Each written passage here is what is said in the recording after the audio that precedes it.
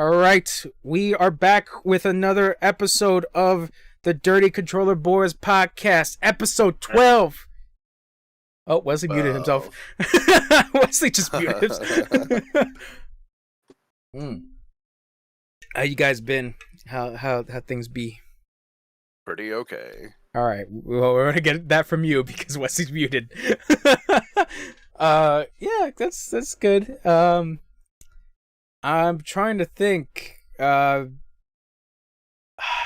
It's weird because like going through like some of the articles and shit that I had to get, nothing too crazy happened.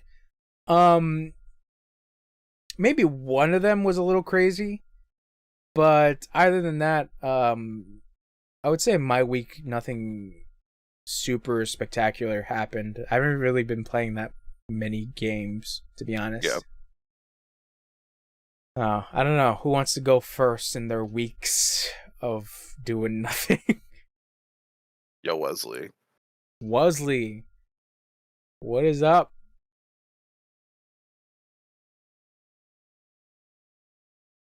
So my week, How was your week? Let's see. I'm convinced that Tom Cruise is a bad actor now. Okay. So this is also part of my week as well. How many Mission Impossible movies have you watched at this point? Just 2?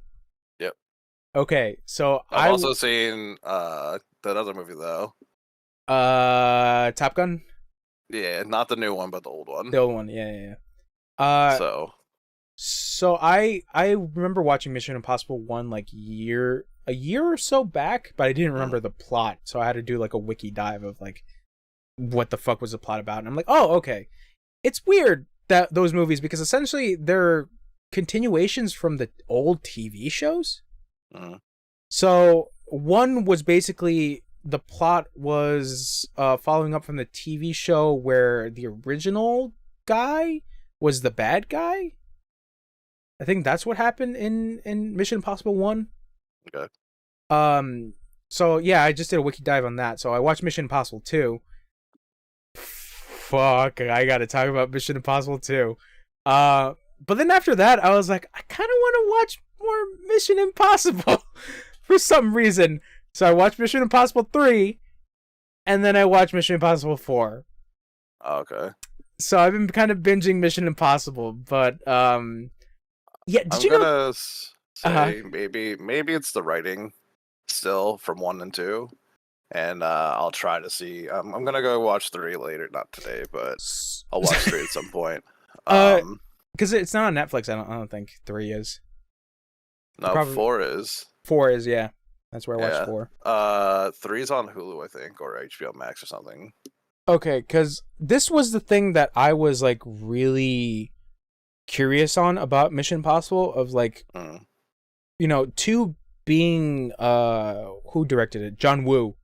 Yeah. Yeah, John Woo directing it, and I'm like, I'm watching this movie, and I'm like, yeah, this is a fucking John Woo movie, to like the brink.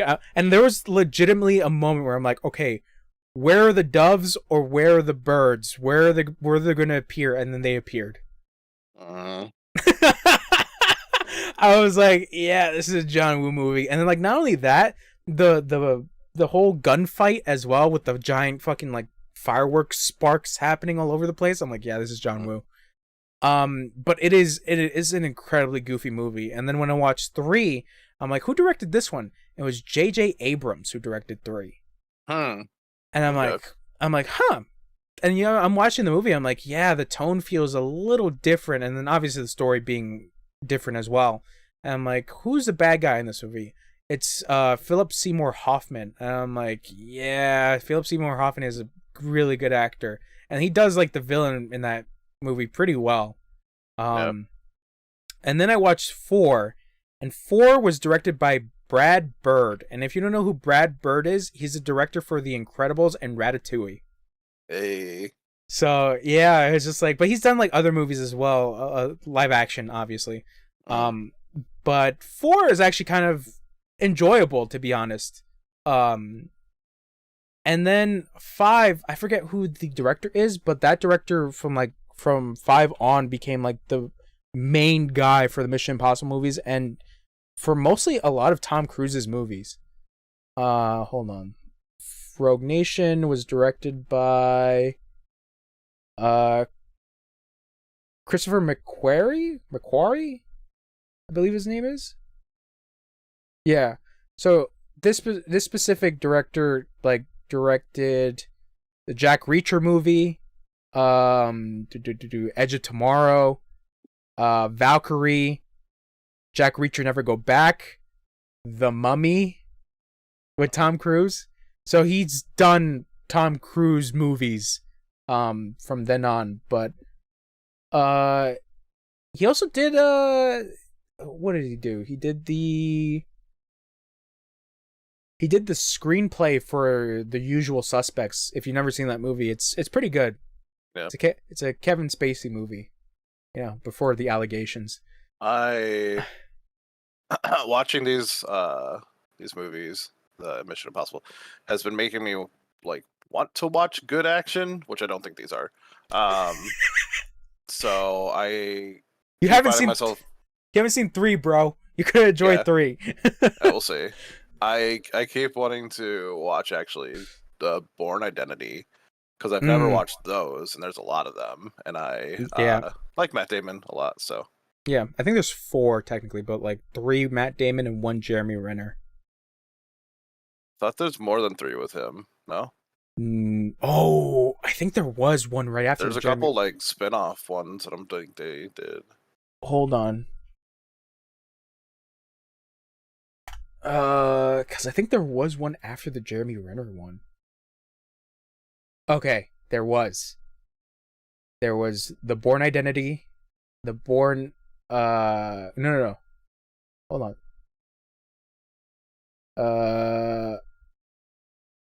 Yeah, the Bourne Identity, the Bourne Supremacy, the Bourne Ultimatum, the Bourne Legacy with Jeremy Renner, and then Jason Bourne in 2016. Jason Bourne, yeah. Yeah, they went the fucking what is it called? Rambo route, or like naming convention, or like Sylvester Stallone movies, or it was like Rocky and then Rocky Balboa. Yeah, I forgot there was one right after that one, but yeah, those are like that. I kind of want to say that like the Mission Impossible movies are just as goofy as the Fast and Furious movies. They're incredibly goofy, and like 2, if you didn't like the shit about the mask shit, that shit is a plot line in 2. It is ridiculous. Yeah, well, voice changer he pulled out too. Yeah, and like doing the fuck. I mean, it happens in 3 as well. And I fucking think Yank voice. It's so because the guy was like Scottish, right? The bad guy, and I was playing like Tom Cruise's double. Yeah, he was like Scottish. They were like UK, Irish, Scottish, something. Yeah, so it became this whole weird thing of just like, that voice changer, stupid. But I think that's the whole point of like the Mission Impossible movies is that like they're obviously the impossible mission force. So they have this technology to make the impossible shit possible. So it's just like, yeah, it's almost like a MacGruber kind of feel. MacGruber. Yeah. Where they just pull stuff out of their ass sometimes. Yeah. But it was funny because like I would assume you didn't like 2 overall. No. Okay. It's not even like the fucking like story basically. It's definitely part of the story, actually. Fucking, I don't know, man. Tom Cruise just doesn't feel good in these movies. Like as an action man. I think people really just liked him because of the way he fucking looked. Which, I mean, and Scientology. Don't forget about that. Scientology takes you places. I don't think he acts like super great. I mean, in dramatic roles, he's very good. I know people really like him in Days of Thunder. Rain Man was the other movie that I saw with him, where I think he's actually legitimately good in that movie. Because I said I think that maybe this series just wasn't great for him. Obviously, it made him bank. You know, like it makes money. He keeps producing them, so he loves the series regardless. Yeah, people like it definitely. Yeah, just as much as people like the Fast and Furious movies. Yeah, after I think 1 and 2, I did like Tokyo Drift. I thought that was pretty Oh, cool. I think Tokyo Drift is my favorite one, to be honest, because it's so Yeah. different. I don't know. I think like those 3 movies were like good and like could have just stopped there. Obviously, like now, like it becoming bigger is fine too.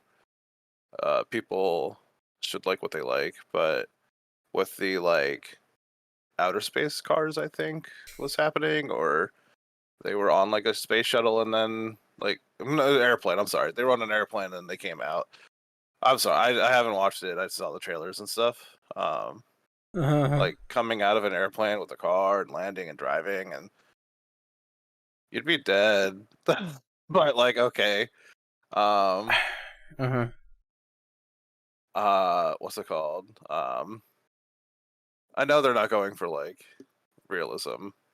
Yeah, because like the first movie was like kind of like somewhat Point Break slash like a robbery heist.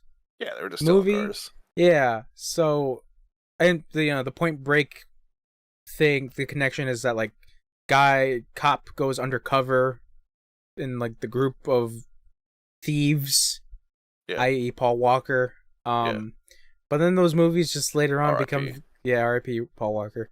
But those movies just become like their own separate thing at like I want to say like at 4 just becomes like not even about heists anymore, or kind of still heists but like more weirdly extravagant, and I don't know if I'm using that in a positive way. I don't know, Fast and Furious is such a weird one where I do want to like actually sit down and watch the movies, but I think at a point I don't think I can, because some shit would just like make my brain so numb that I'm like I can't overthink these things. It's just boring. And I tend to no, and that's also the other thing is that like sometimes with movies like I kind of analyze them a little bit, and like with Fast and Furious they're meant to be a dumb action movie, and it's like I can't really analyze this. Same thing with like obviously with Mission Impossible, where it's just like it's a dumb action movie, and if you try to analyze a good amount of shit, it's just like it doesn't make any fucking sense. Yeah. Especially with the technology shit, because it's just like it doesn't make any fucking sense. But yeah, Fast and Furious is such a weird one because of the fact that like there's also the Hobbs and Shaw movie that I completely forgot about, which is that spin-off movie with Jason Statham and Dwayne The Rock Johnson fighting against Idris Elba, who's like a superhuman kind of, who has like super strength. It's so weird. It's such a weird movie, but I kind of want to watch it because it's just goofy. I think there was something that Hobbs and Shaw isn't related to those Fast and Furious, though. It's just those two characters, though. Are they directly from the show or the movies? Yes. Oh, so it's an actual spinoff from that set. Mm-hmm. Okay. Yes, because the literally Hobbs and Shaw was like literally part of the title movie that already made. No, part of the title is The Fast and Furious presents Hobbs and Shaw. Oh. That's so part of it. Slowly becoming superheroes. Yeah. there was a YouTube video essay that I watched, or someone was just like, so it was like, I don't know what the fuck is happening in these movies, but I think Vin Diesel really wanted everyone to have like superpowers, because of like there's one specific scene where he's fighting Jason Statham and they're on like a parking lot, and like part of like the ground is like crumbling, and Jason Statham's trying to come close to Vin Diesel, and he says something, but Vin Diesel's like badass line is like, you see the problem where you try to fight on the streets always win, and then he stomps the floor and like the area where Jason Statham's in crumbles, and it's just like, what? It's like, that's so stupid. I'm like, now I kind of want to see these movies because of that, just for my curiosity, man. But yeah, like I think just going back to Mission Impossible 2 specifically, I don't know why I enjoyed it. I think it's because of the fact that I do like John Woo movies, and I just wanted to keep watching it. And then after I finished it, I was like, I want to watch another John Woo movie. I was legitimately thinking about watching Face Off at a point where I was like, I kind of want to watch Face Off because I've only heard of the movie, but I've never Watch Face Off. I've never seen the entirety of it. I've seen like clips of it. Yeah. And then obviously, Hard Boiled is still one of my favorite John Woo movies because it's so good. Yeah. Yeah, that gunfight scene in the hospital is like one of the best action scenes like ever. I finished Better Call Saul. Spoiler time? Yeah, we can talk about it. Yeah, spoiler time. Better Call Saul, season 5? 5. Right? Yeah. Yeah. This is like halfway through, right? Or there's another season after or something? I think they're going to just continue on with 5, but yeah, it's at the mid-season. Okay, is 5 the last season? 6 isn't going to be happening? I would believe 5 is the last season because I feel like a lot of things are wrapping up. Okay. I know that they're ending it. I didn't know if there's going to be a season 6. No, I think 5 is where they're ending it. That sucks. I think. That's okay though too, because like it feels like it's getting close to the end. I mean, if we're going to spoiler time, there's a lot of people who get killed off, so it's just like, Ooh. where there's Michael Mando's character Nacho, he dies. There's wait, Nacho Vargas died? Please tell me you're on season 5, not season 4. I might be on season 4. Oh my god! I'm gonna check right now. It's okay. It's okay. I mean, but that's also the problem with prequel shows. It's just like when they introduce new characters, especially in a show like a Breaking Bad spinoff, they're gonna. Vargas wasn't in Breaking Bad. No, I thought he was. Wow, I really haven't. He was incredibly new. He was super new. What is this called? Better Call Saul. Yeah. Because I was about to say, what happened in this season that you watched? The end was they tried to kill Lalo and didn't succeed. Oh my god, you're on season 4. Ah, dude, really? Yeah. You just finished season 4.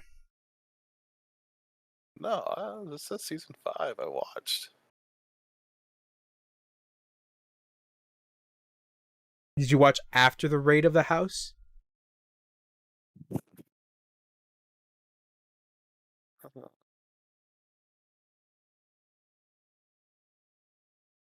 Oh, there's no more episodes after this. Oh my god. Oh, calm down. Hold on. Oh my god, I gave big spoilers. No, yeah, this is season 5. Right here. So the end of season 5. Hold on, let me see. What season are they on? If it's season 6, then... So right here, Something Unforgivable is the last episode in season 5.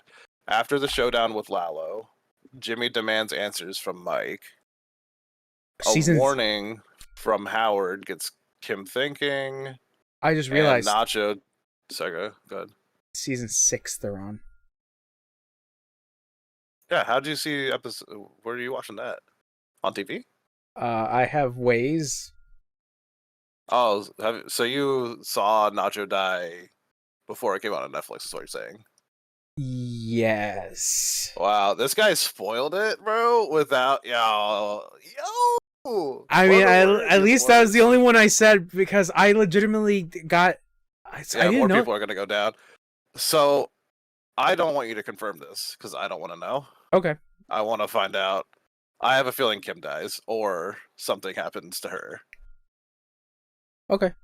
Again, don't say anything. I'll find out. Yeah. No. Yeah, I got season 6 and season 5 messed up. But yeah, they're on the mid-season of season 6. Dude, when you said Nacho gets killed, I was like, no, wait, no, he didn't die. And I'm like, wait, what season is he on? Wait, I'm thinking, what season am I on? Yeah, it's supposed to return July 11th. season 6. On the Netflix? No, on AMC. AMC. Okay. I mean, I could tell you the specific method that I watched season 6. I just realized like they went further than Breaking Bad. How many seasons were bad? I think it was 5. I thought they had 6. Let Probably was 5. Let me see. Breaking Bad. Regardless of anything, though, I think this show is stellar, man. Like, I've really enjoyed watching the entirety of this. It's a good ass show. It's a really good fucking show. Yeah, 5 seasons. So let's not dive into that really, because because what I said. The rest of it, I don't know the other stuff, but as far as like what happened in the end of 5 with Lalo, getting dove on by a team of like killers. I don't know. I mean, it's definitely a TV show so it's not meant to be realistic. Again, I just don't think like he got shot at by a bunch of guys, or not shot at, but like tracked down, and like all these guys killed everyone in the house except for Lalo, and like I think that's just like he ended up killing everyone else, and I'm like, I think that's one of the goofier things. Is just like this one dude killed a squad of like super killers, but like I'm like, who the fuck does Gus Fring hire that is that incredibly incompetent to be killers? It's just like, damn, man, you need better people to hire.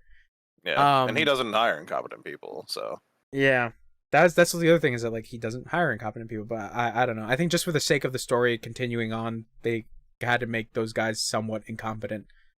I think one of my favorite scenes in that season was Fringe sitting waiting for a phone call at the office and telling the kid that worked there that he didn't clean the deep fryer well enough, and this kid's just sitting there like trying to do his best, like literally sweating his ass off trying to clean a deep fryer. And at the end of it, Gus is just mad about a fucking phone call. And I'm just like, and it's like at the end of it, he's like, "This is adequate," and the kid's like, "If you can, I can try again." He's like, "No, just let me do it." Yeah. There's like, that's the thing, is that like I really like this show, or specifically Vince Gilligan doing Breaking Bad and Better Call Saul. But I mean, it's not just him writing it. I mean, he does have, I believe he has like a team of writers as well. So like them doing like some stuff with like some episodes of like, there's layers of like things going on of like the storytelling itself. Specifically like that of like, you know, Gus being annoyed about a specific phone call and then taking out his frustrations with a deep fryer. Yeah. Because that's also the interesting part when you really think about it. It's just like his business side is coming into somewhat of his cover life as well. So it's like that's that one thing that he really can't split himself from, which he tries to a lot, where it's like his drug cartel life is part of his existence. Like he can't get away from that. No matter how much he tries to show that he's a businessman, he's still a drug cartel. I'm really sad. I like Nacho so much. He's such a great I'm sorry, man. Yeah, I'm sorry. No, it's fine. It's fine. I'm sorry. Yeah, no. He's like super sweet and like trying to be a nice guy, and then like. But that's the thing, is that like they kind of build up this whole thing with Nacho, and like once you get to that, you start to see that like Nacho was kind of set up from the beginning when you really think about it. Okay. But that's why I kind of lead back to the whole thing about like prequel shows. It's just like it's tough to do those because there are newer characters that you've never seen before, especially if you've seen Breaking Bad. And obviously, you know, Saul being a side character, he probably has his own shit going on off in the sides while we're watching Walter and Jesse do their shit. But these other characters never come up or never are spoken about in this current thing. So when you have the prequel show, when they're introduced, it's just like they're going to leave the story at a point, and how they're going to leave it, especially specifically in this kind of show, it's not looking bright for them. Because like, I mean, with the whole thing with Saul's brother, it's just like, how come there's never any mention of Saul's brother? Oh, that's why he's dead. Yeah. So it's I just could have like, seen it as leave it as like he never talked to him again because he's a piece of shit, right? yeah. But I think just to like ensure that like he never pops up in like the specific continuity, he just dies. It's like he just dies, and that's the thing that like I'm really curious about, like what they do with Kim, to be honest. Yeah. So yeah, like it just feels like she's gonna get killed, or they divorce and she goes into like witness protection or something, you know? Because like yeah, it's like I don't know what they can do with it. But yeah, once you get to like that mid-season part of season 6, you're gonna be like, yeah, they're really tying up a lot of loose ends that they have. And I don't know if it's necessarily in the best way possible, but it's like the only way you can actually see it coming. Oh, how did you feel about Lalo? Because was this, I forget, was season 5 the one where they introduced Lalo, or was it season 4? Season 5 was Lalo introduction. Okay. He might have showed up in 4 like briefly, but yeah, for a little bit. He heavily was part of 5 towards the end half, I think. I liked him in the beginning. I definitely don't like him after he shows up at his house. Saul's house? And Kim has to like not even really talk him down, but tell him to like fuck off. Yeah, because of the bullet holes that he found, right? Oh, no, his car. The car. Yeah. And it's like, I don't know. I mean, obviously you're a cartel person, so you're fucking probably a little nuts anyways. So you would do that shit, but it's like the guy already did your thing. Yeah. He's also your lawyer, so like, are you really gonna like be this upset with the guy that's gonna help you? Yeah, but I mean, you kind of have to, like you said, is that like he's a cartel guy who's like super paranoid, and like his biggest rival at this point is Fring. So like anything involving Fring is just like a big no, because obviously the whole thing that happened to his uncle, you know, right? So it's just like he thinks that Fring fucked with his family, which in reality he kind of did, you know, using Nacho to like replace his pills. So, but you know, obviously Lalo doesn't know that, but he has his suspicions like Fring did this to his uncle, so he's gonna try to get back at Fring. I mean, his uncle's a piece of shit. Yeah, no, Hector Salamanca is a fucking piece of shit. Regardless, monster. Yeah, he's a piece of shit. It's funny because like that guy is actually Jewish, but he's put in like so many roles of being a Spanish guy, and it's so weird. That's funny. It's really funny. It's also really funny as well because like there are people commenting like whenever there's a clip of like Nacho or Lalo or Hector or anybody Spanish or anybody who is talking in Spanish, where people are like their accents are like really weird, and it's like, yeah, like what do you expect?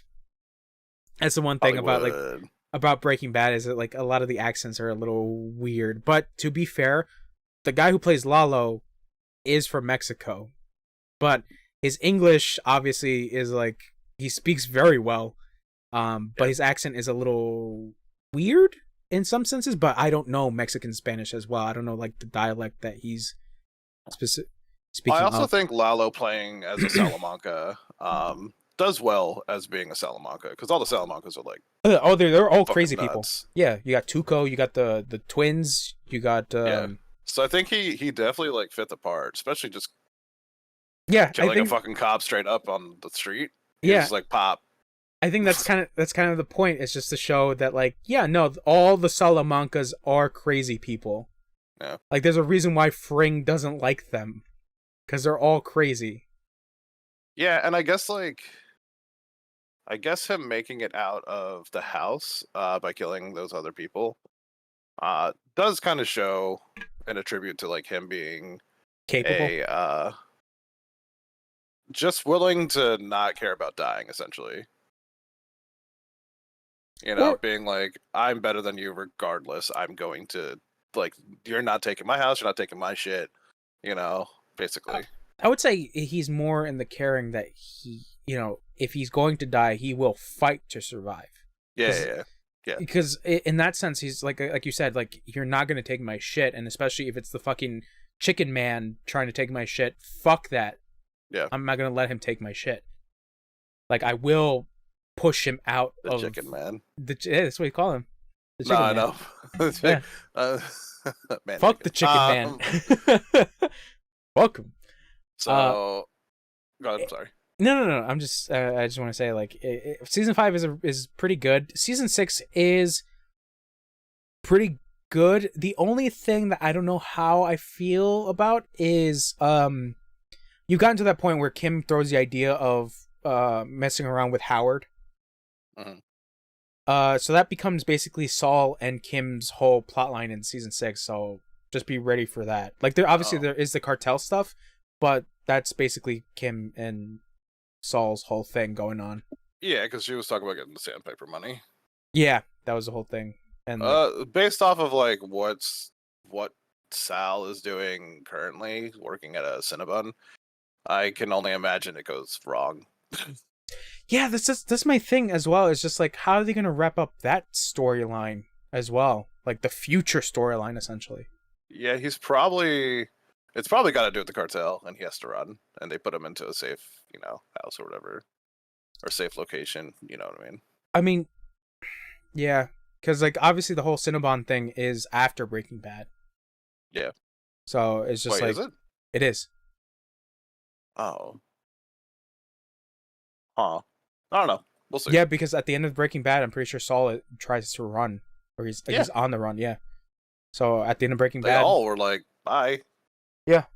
So Saul's there in that place, and that's why he has the vacuum cleaner guy as his contact. And the vacuum cleaner guy comes back in El Camino. Yeah. Anyways, besides all this, I also Breaking Bad, and Better Call Saul, good. Yeah, it's great. I'll send you the ways to watch season 6. Also, in case anyone was wondering, Nacho died. So sorry. You're fine, dude. I played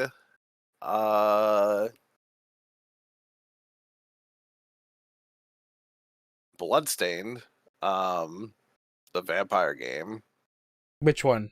Ritual of the Night, or Ritual of the Night, or Curse of the Moon? Ritual of the Night. Okay, the 3D one. 3D, yeah, 2D I didn't one. Like it. I like that game. I played it for maybe an hour, and I was just like, I don't like anything about it. The style, the voice acting, all that stuff. I was just like, good. It's so British. It's very British. No, it just didn't. The gameplay didn't feel good either. I'd rather just play a 2D. I mean, there are the Curse of the Moon games. Yeah, I mean, I'm willing to try other ones. It's not a big deal. Yeah. I just wanted to say, wasn't a fan of that. Wow, big hate. What was the other game? Stick of Truth I beat. Oh! The South Park game. Yeah, how was that? I fucking love that game. It feels like a South Park episode the whole way through. Yeah, no, that's what everybody says. It's so much fun. Yeah, no, I heard the writing is like legit good, and I'm like, oh, that's great. Trying to think, who developed this? Was it Ubisoft? No, Ubisoft published this, but who developed? Ubisoft was with them. Hold on. Yeah, I don't know. Who developed? I think Snowdrop or something did the second one.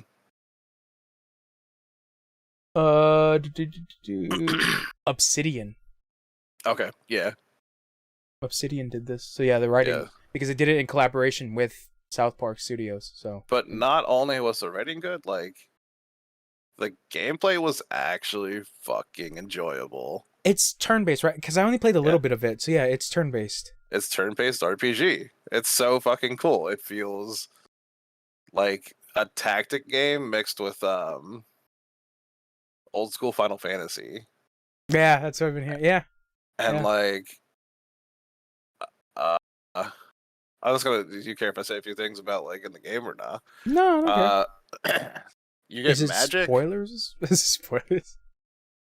Well, all right. So you probably get abilities. It's more like what it's called.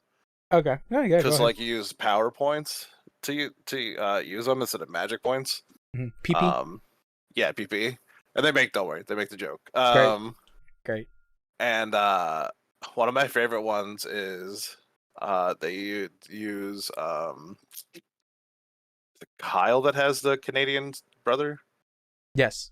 Yeah. So Kyle gets in like a stance to like move his entire body forward and kick the baby, and that's a thing in South Park, obviously. Like, kick the baby, don't kick the baby. So he's like, Ike, you're up, or whatever, and Ike's like there, and he's like, kick the baby, Ike, and Ike goes, don't kick the goddamn baby, and then you kick Ike, obviously. And that's a power move, and then Ike like goes, yeah, and he's in like a pirate costume with 2 swords, and he like slices them. It's just it made me laugh so much. So so essentially this game is like Yakuza like a dragon. Yeah, basically. With the goofy summons. Yeah. Yeah, and then that's the thing, man. You can get summons, you can get the shitty walk guy. Who will wear like a dragon uniform with like fireworks on him and stuff. Of course. It sounds dumb, but like it you can get Jesus as a summon, and I can't remember what he says, but he pulls out a fucking gun and starts shooting people, and I'm just like, that's so great. Yeah, that's South Park. And then you can get. There's probably more summons. I just didn't get them all, maybe. But I got the other one, Mr. Slave, and he comes in and does stuff that I don't want to talk about. Something I have to witness. Yeah. Okay. But overall, like, just again, writing's great. Gameplay itself was I really was not expecting to have fun playing the game. The turn-based RPG. Yeah. The second one I started playing. The Truth Butthole. No, the what? No, not Fractured the Butthole. Fractured Butthole. There you go. Truth Butthole. I'm not a fan of the way that they made the combat in this one because it's very tile. different. It's tile based, right? Yeah, but like your health and everything is like different the way that they set it up. You have a bar over your head and like other stuff. It might sound like nitpicky, but it's when you see it, it feels really different than the other game. Yeah. Which is also fine because you're superheroes in this one. You're not like elves and all that, so it's fine that they want to do something different, but I'll have to play it more to see if like I really don't like it or if it's just something that I was like, oh, I needed to get used to it. Yeah, because I have the Stick of Truth, and like I said, I only played like a little bit of it, and I kind of enjoyed what I played. Yeah. But I do want to try out the Fractured Butthole. I probably right. Oh, by the way, Steam summer sale's happening. Okay. So a bunch of shit is on sale, so I have to see if that's part of the Steam summer sale. I'm pretty sure. Gotcha. The Fractured Butthole. Yeah. Let me know what you think about the Fractured Butthole. Yeah, I mean, I don't know if I'm gonna play it like heavily like I did the other one, but I'll get around to it. Yeah. Okay. Anything else you did? League of Legends. You want to know about that? I mean, if you want. Yeah, man. I played some League of Legends. All right, go ahead. Okay. I'm done. Yeah, I'm done. Wesley, you there?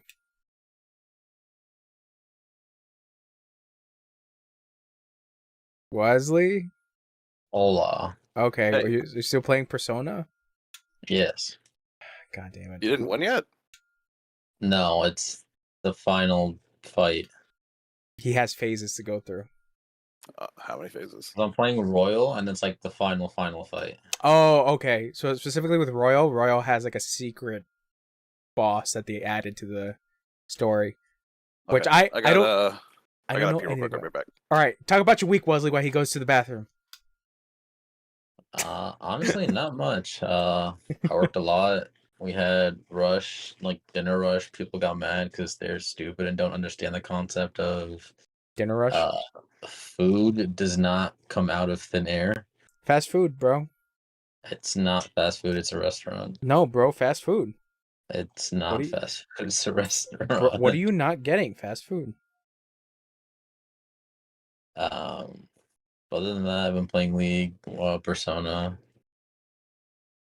It's fucking what else? Oh, I started watching like part of the old modern uh Romeo and Juliet. The old modern? Yeah, like the You mean the 70s one? Or like the 80s? no, the 90s one. Not the one with Leonardo DiCaprio, right? Yeah, that one. No, not Romeo and Juliet. You mean Romeo plus Juliet, bro. Now William Shakespeare's Romeo and Juliet. No, Romeo plus Juliet.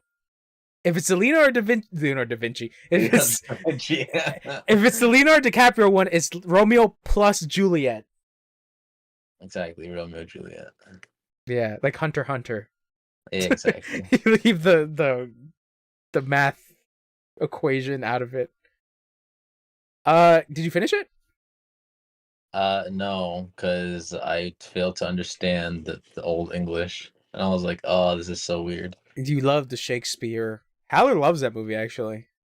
It's so good, but it's like, I literally just want to watch it to see, like, to remember the awkwardness of it when we saw it in high school, Yeah, I remember watching it in and high then school just too. for Black Crucio, and that's it. Oh yeah, Black Kushiro. Yeah, All I remember is that beginning part where John Leguizamo comes out of the gas station and they're biting their what is it, their thumbs. And I think it's oh, you bite your thumb at me, sir. yeah, I Yeah, think it's Jamie Kennedy that's there. And Jamie Kennedy is like, yeah. I do not bite my tongue at you, sir. And then he's like, I think you bit your tongue at me, sir. And then it's just like going on. That tongue. And I'm But like, yep, this is Shakespeare. All right, thanks for doing this. And John Leguizamo was like, yeah. But yeah. I have to say, the only cool part about that is naming their guns like longsword.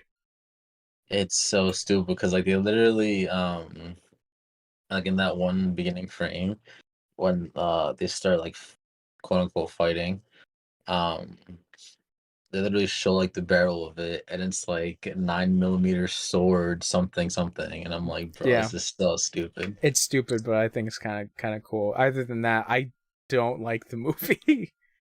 Yeah. It tries to do a lot. It tries to be too stylish, where I'm just like, it's not for me.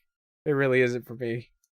It's really weird. And I like Leonardo DiCaprio, but like, Jesus fucking Christ. Like, holy shit, can we just take it down a notch? But like, that's obviously the point of that whole movie, is just be hyper stylized. Yeah. I don't know. You do anything else? Not really. Okay. So work, Just Persona. yeah, just work, Persona, League. Okay. Are you gonna get Persona 5 Royal on PS5 after you beat Royal now? No, because Oh. it's gonna be the same thing. Is it? Yes. We don't know. Maybe there might be haptic feedback when you eat a burger. Definitely. I don't know. I don't know what they're going to do with that PS5 version. I don't think it's going to... Yeah, you're probably right. There's probably not going to be anything that changes. But I'll wait until that comes out, and then I'll see if there's anything that changes. But I think for a fact, Atlas is not going to do like an upgrade of sorts. They're probably just going to be like, you got to pay full price for this bitch. Oh yeah, no. Besides that, that's probably the only difference. Yeah. But I mean, Persona 4 Golden, at least. That's for Xbox. No, it's coming out for PS5 and Exactly, Windows. it's for Xbox. Well, I mean, it's already on Steam. What'd you say? Nothing. Yeah, that's right, bitch. Dude, this boss fight is honestly a pain. Yeah, I wouldn't doubt it. But I don't know anything about that. Don't spoil. Oh yeah, and Persona 3 Portable. Get hyped for the PSP version. Yeah, version that's apparently more complete than the other one. it is. It is, from what I've been hearing and seeing, it is. And people are like, why are you gonna play the dumb PSP version? I'm like, because it's the complete one. It's the one that is actually better than the rest. Oh, God. And then you get to play as female main character. And she has a whole thing with, what is his name? Shinji. Mm. Yeah. Yeah, I don't remember any of these people. But you remember Akihiko. Yes. Yeah, that's right, bitch. Remember Akihiko. Oh, yeah, with his chair. Yeah. No, that's No. Kanji. Damn it. Yeah, see? I know these people. Yeah, the cat, right? Yeah, the cat that turns into the truck. Yeah, that one. That's Akihiko. He got it. He did it. Hello. Dude, Welcome back, Haler. at all. How was your pee? It was good. Did it sound like you were frying chicken in there? No, I don't have whatever disease you think I do. No, a strong stream. Does it sound like you're frying chicken? Chicken. No, my penis does not boil when I piss. Or maybe your piss should boil. You don't know. It'd be boiling. Well, Wesley just went on with his week. He said that he watched Romeo plus Juliet, your favorite movie. Oh, bro, yes. I'll have to go do that too. I fucking told you, Wesley. I forgot I wanted to watch it.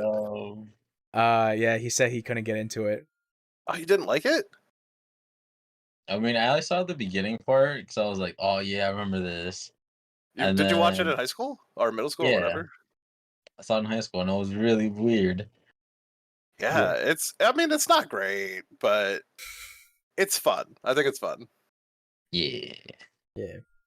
What else did you do? League, played Persona 5. Yeah. Work. No, go back to the League. I want to hear more about the League. Okay, so I played this one game, right? Uh-huh. And then literally it was so bad because we were in bot, right? Uh-huh. And just no ganks. And we just got shed on. And I was like, okay, cool. Every match, every match. Yeah. And then I was like, oh, you know what? Screw this. I'm done. And just like turned everything off. And you guys were like, oh wait, what happened? So one of the coolest things we actually did have in League recently, and Jones probably won't care, but I'm gonna say it anyways, was me and Wesley have been doing level 1 invades, which is where you go into the enemy jungle and you just start fighting them at level 1, which is like, you know, it's really like kind of a numbers advantage. Whoever has more numbers wins. So I will go in with like a character that can taunt and hold the person like still for him, and he'll just like shit on them. Bop, bop, bop, bop, bop. And I thought we've literally had a game where we went in, invaded, got 5 kills and left. Oh my god, yes.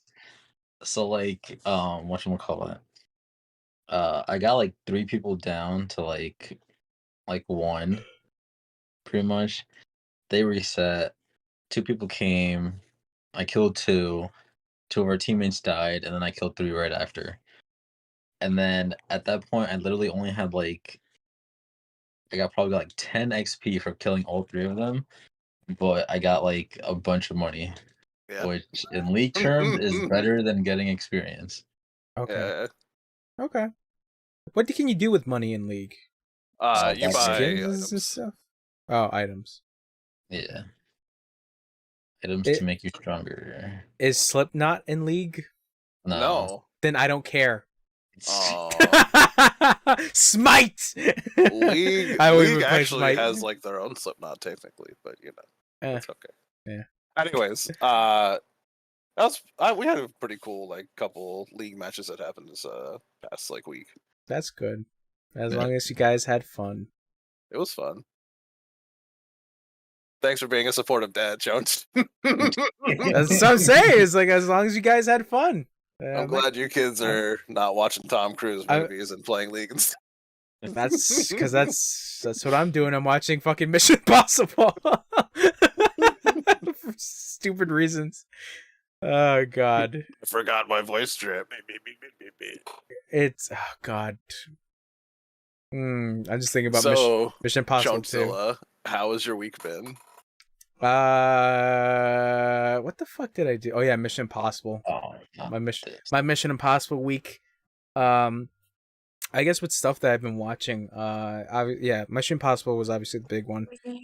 I actually have what I watched. Hold on 1 second. I'm so mad. Holy shit! Yeah, it's just been. Wesley, go ahead. God. So I forgot that the boss was prepping for like its super strong attack. Oh, the one you're supposed to defend. Yeah, and I was like, "Wait, what's going on?" And then he did the attack, and I realized I didn't have my persona with Enduring Soul on. Sorry. So I wiped. And now I have to do it all over again. Congrats. Persona. Persona. So while Wesley figures that out, I watched pretty much Mission Impossible, up until 4. For some reason, I wanted to watch The Ballad of Buster Scruggs on Netflix, because that's a Coen brother movie. Old or new? It came out like I want to say like 2019. Never even heard of the movie name. Ballad of Buster Scruggs. Yeah, Ballad of Buster Scruggs. Came out 2018. Excuse me. Basically, what it is, it's an anthology movie, but it's set in like the Old West. So like the first character you meet is Buster Scruggs, who is who's one of those like he's a marksman, he's a gunman. I was honestly wondering what the. I was like pew pew pew pew. I thought you were pew, like, yeah. pew pew pew pew pew. He's very good with the guns, but yeah, pretty much you do a little story of like him, of like who he is, and like they do like a little musical number, which is actually kind of enjoyable, to be honest. It's like not terrible. And yeah, from Buster Scruggs' story, you get like different other stories of like the Midwest, but not like none of them are like other musicals as well. It's just a straight story. One of them being like James Franco, who is he's just like a thief who like tried to rob a bank, but he got outsmarted by the bank teller because the bank teller was wearing like pots and pans as like shielding. So as James Franco's trying to shoot him, the guy keeps yelling "pan shot," and eventually just whacks James Franco unconscious. Where like he's on a noose and he's about to be hanged, but is this where that meme comes from? Yes, it's like first time. Yeah. Huh. Yeah, where he's on the noose and he's like first time, and it's like yeah. Because I need to watch this. It's funny. That's a lot of Coen brother movies. It's just like there's a lot of dark humor in them. Obviously Fargo, which I still have to catch up with the third season, because the third season I heard is really good. It got that Obi-Wan Kenobi in it, so I gotta check. Oh, that's also another thing that I watched. I watched the first episode of Obi-Wan Kenobi. I need to watch it so bad. I have thoughts about the first episode, but that's just me. But I'll get to that. So yeah, Ballad of Buster Scruggs. Each anthology story is really, really fun and interesting, I think, from my perspective, because I like westerns, to be honest. I like the cowboy movies. So yeah, I'm trying to think. What was another one that I enjoyed? There was a lot. Now that I think about it, there was like, I think, including Buster Scruggs' like first prologue thing is like 5. I want to say there's the James Franco one. There's another one where this woman's trying to get on the trail, like the Oregon Trail, for like a better life, and the other one is like this gold miner who like tries to find gold in like this like very serene looking forest area. And then the other one is Liam Neeson basically lugging around this this guy who like does like storytelling, but essentially the dude has like no arms and no legs. So basically Liam Neeson uses him as like a sideshow kind of thing to gain money, and like that story goes pretty dark like later on. But yeah, it's I think there's another one, but I could be forgetting it. I don't necessarily remember if it's just 5, but they're pretty good, I would have to say. Where did you watch this? Netflix. It's on Netflix. Okay.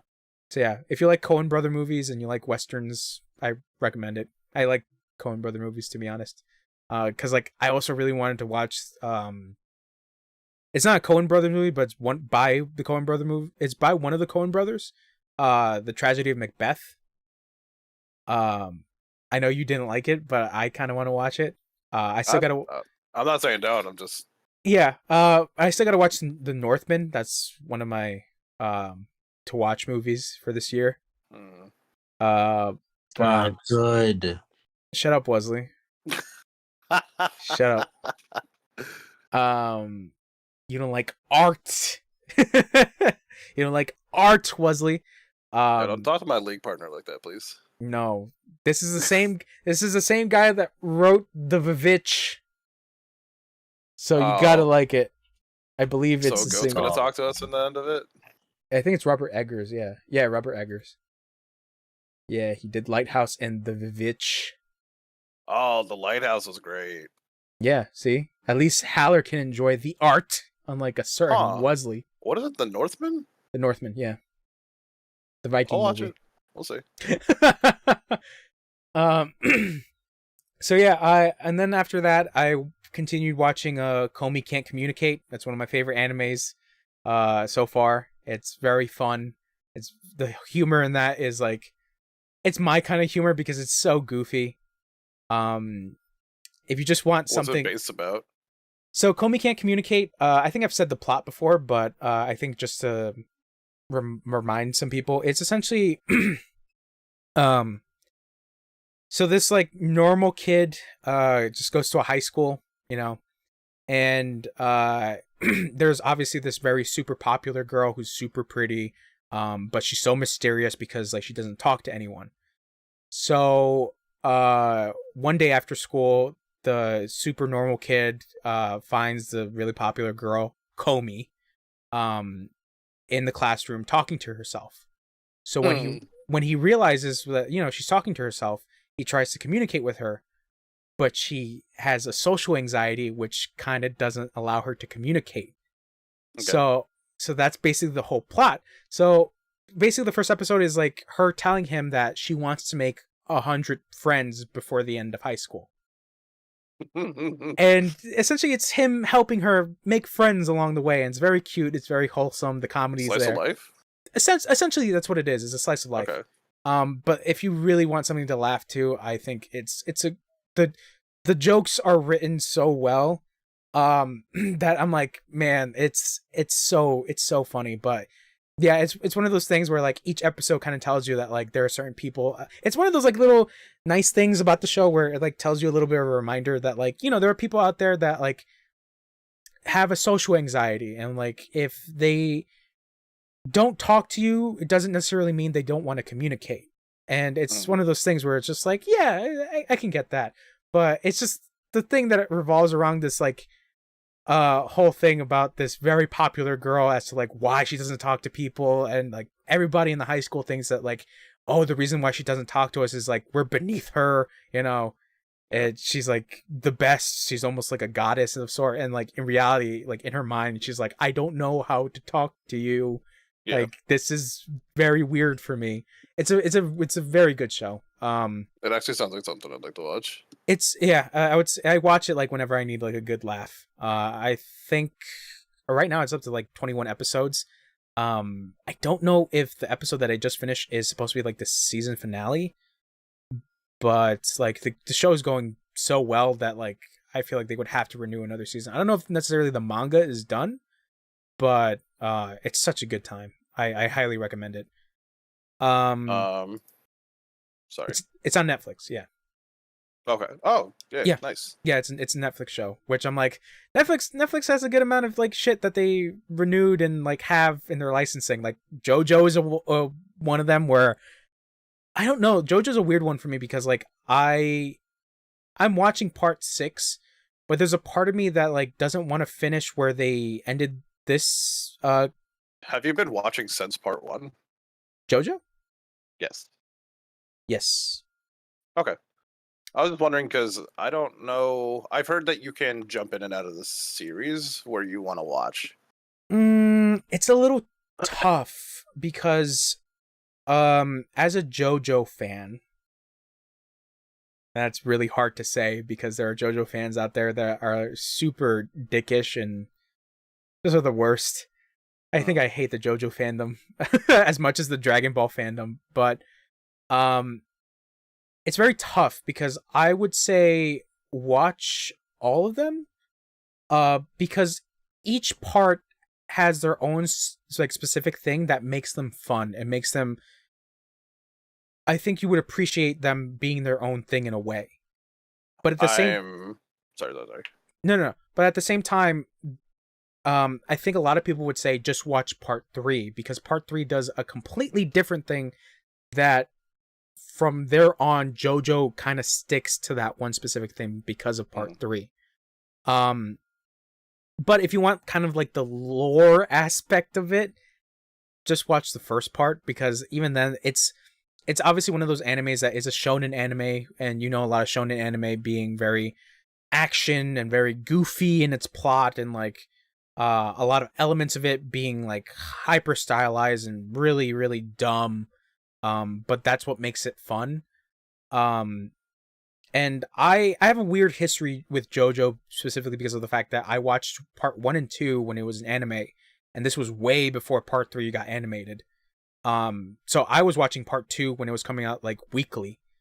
So I would watch the episode, read the manga of where it's coming up, and then watch that episode of where the manga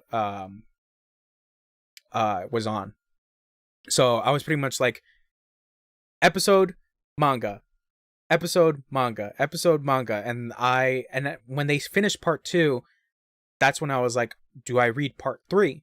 So I was like, sure, I'll read part 3. And then I read part 3. I'm like, oh, they do a completely different thing to the element of JoJo itself. And pretty much part 3 is like what people know JoJo like is about.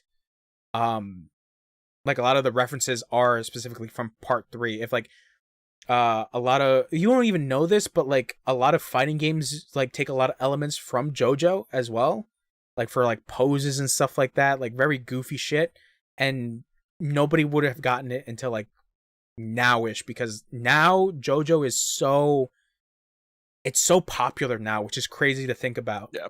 And like back in the 80s it was like this very niche thing that a lot of people would read, especially in Japan, or like some people knew about in the States. JoJo even got a fighting game from Capcom like years back.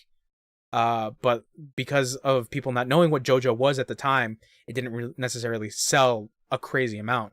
And now that JoJo is like this big thing now, people just want to get as much JoJo material as possible. Mm-hmm. I still have to say, like, that's the thing is that like everybody has their own like part of JoJo. Like there's part 1, part 2, part 3, part 4, etc. That they like, and I think that's one of those things where, like I said, you should probably experience it as a whole so you can understand and feel like, you know, do I enjoy this part? Do I like this part? I like some of this part. Oh, it's great that this part made a reference to this part that I know about. That that's what makes JoJo fun for me personally, is just like, what little thing do they have from the story that they put in the next part?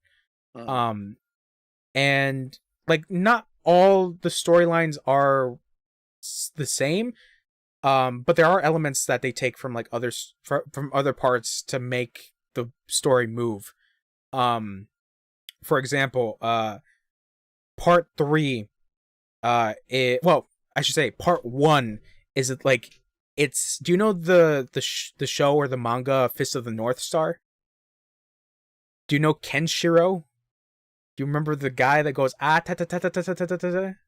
Okay, no. All right. So basically, part 1 of JoJo was supposed to be somewhat of a, not a spoof, but like kind of an homage to Fist of the North Star, which at the time in the 80s, Fist of the North Star was like obviously the biggest thing in Japan. But JoJo was like kind of taking elements of Fist of the North Star, but then eventually at a point it becomes like a vampire hunter-esque show, which is the goofy thing about it. And then that's that storyline of part 1, and then part 3 is like a world traveling quest to like find this evil bad guy that was originally from part 1. And then part 4, which is personally my favorite, is a murder mystery. Because it's like essentially a small town that has been experiencing murders and like weird shit happening. So this group of like ragtag heroes essentially try to figure out who this big bad murderer man is and like what the mystery of this town. Yeah, it's basically Scooby-Doo, but which is hilarious because Persona 4 feels like JoJo Part 4. And when I made that connection, because I played Persona 4 way back and I read/watched JoJo later on, I'm like, man, it feels like Persona 4 took a lot of elements from JoJo, which is hilarious. And that's the thing that you don't realize is that like a lot of Japanese games kind of do that, where they take elements from like mangas and stuff like that. You know, like what's it called? Dark Souls, taking elements from Berserk, because the creator of Dark Souls is a huge fan of Berserk.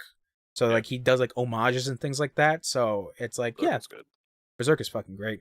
Were you here when me and Wesley talked about that? So they're continuing the publication of Berserk after the creator passed away. We'll see. So I don't know, like basically the whole idea behind it is Kentaro Miura, the creator, told his friend about like where he wanted Berserk to go. So I was here for that actually.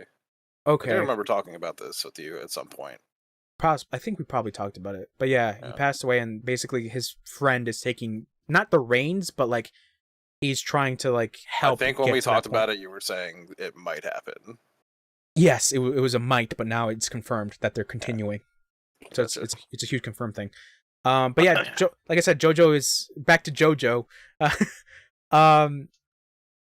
I think also as well, when I was doing a lot of drawing as well, JoJo was like one of my big elements of drawing, because when you look at the manga panels and when you look at the art specifically, you see the progression of someone's work and how far they've gotten. Mm-hmm. And like same thing with Berserk. You can see the progression of where the artist has gone, of like where he started and like where he is now. I would say Hirohiko Araki is like one of those perfect examples of like someone, like if you practice and continue doing what you enjoy doing, obviously being drawing and art, you can get to a point where like your art is like so astonishing and like so, I would say, beautiful in some regard, that hell, it could be a part of a Versace ad, which it happened. You know, he got a thing for, I think, Gucci and Versace, and yeah, he just did a drawing for like JoJo characters in like Gucci suits, and it's just like, that's awesome. That's so fucking cool. Yeah. But yeah, I think if you want to watch JoJo, yeah, give it a try. But if you don't like it, I won't blame you, because it is one of those series that like it's very dumb. Like we talked about Mission Impossible 2 being super dumb. JoJo is incredibly dumb. Yeah. I watched like season 3 or something. Mm-hmm. A guy was in a casket underwater or something. Yes. But did you watch part 1? No. Oh, man. I watched like a few episodes of part 3, and I just didn't like it, so I didn't watch it. Okay, because that's the thing, is that like part 3, obviously a lot of people say just jump into, because it kind of has that element of like you wouldn't really need so much reference to the original parts. But the problem is that like there's a lot of neat little things that happen in the first 2 parts that like you understand of like how it got to part 3. Yeah, I think that's one of those shows I'll probably never actually watch, but Yeah. No, I get it. It's like I don't know. I don't really like the art from the newer ones. It looks like that's what a lot of people say with JoJo is just like the art is, some people either love it or hate it. I don't necessarily mind it. I really enjoy like I said the progression of the art. Because I would say look up an example of part 1 art style to part 8 art style, and it's the same guy doing the drawings. It's just they look vastly different. But yeah, it's such a good time. Like I'm wearing a JoJo shirt too. I didn't even realize it till now. I'm wearing a JoJo shirt. I'm wearing part 4 JoJo, because my favorite JoJo. But yeah, like that's also the other thing is that like when you read the manga as well, it's like a lot of the times a lot of parts can be hit or misses as well, because I did not like the last part that the author did, part 8, because I feel like it fell kind of flat because it was a huge mess. We're on part 8. They're on part 8, yeah. And you know when it started? When did the earthquakes in Japan happen?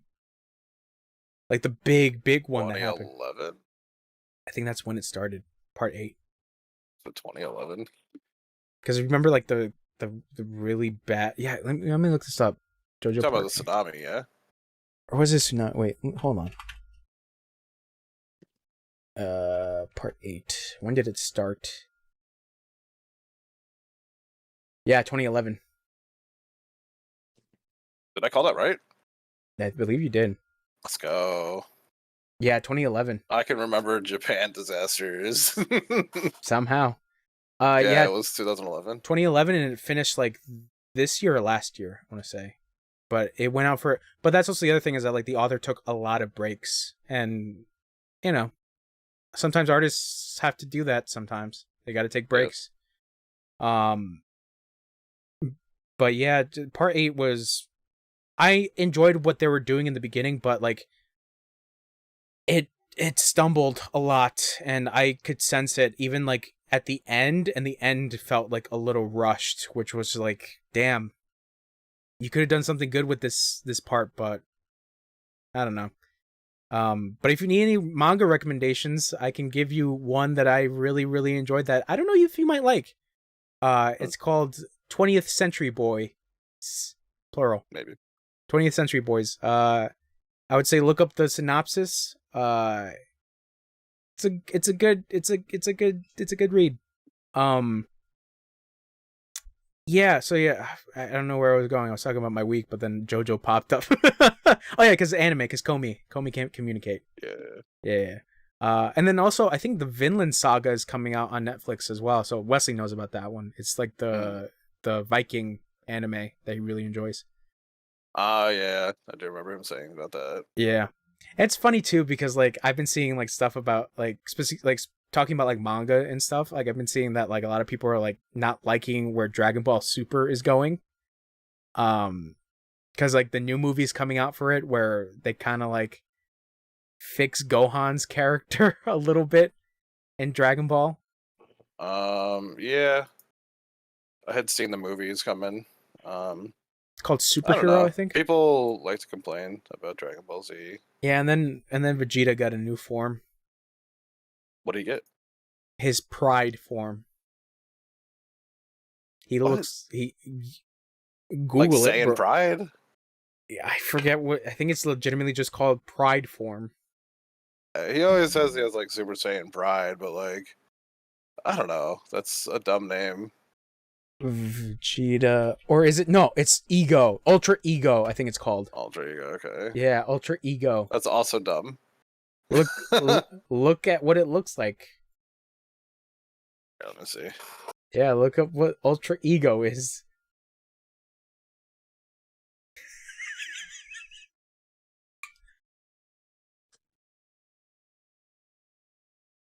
These should be the first image.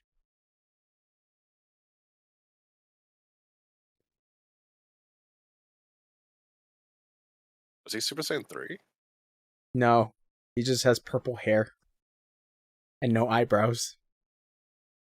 Oh, yeah, it reminds me of Dragon, or when Goku goes Super Saiyan 3 with the no eyebrows. Yeah, but this time Vegeta has no eyebrows but no long hair. Because ego. I don't know. Dragon Ball is just a different case. Like I said. Yeah. I mean, I don't know. I always love Dragon Ball.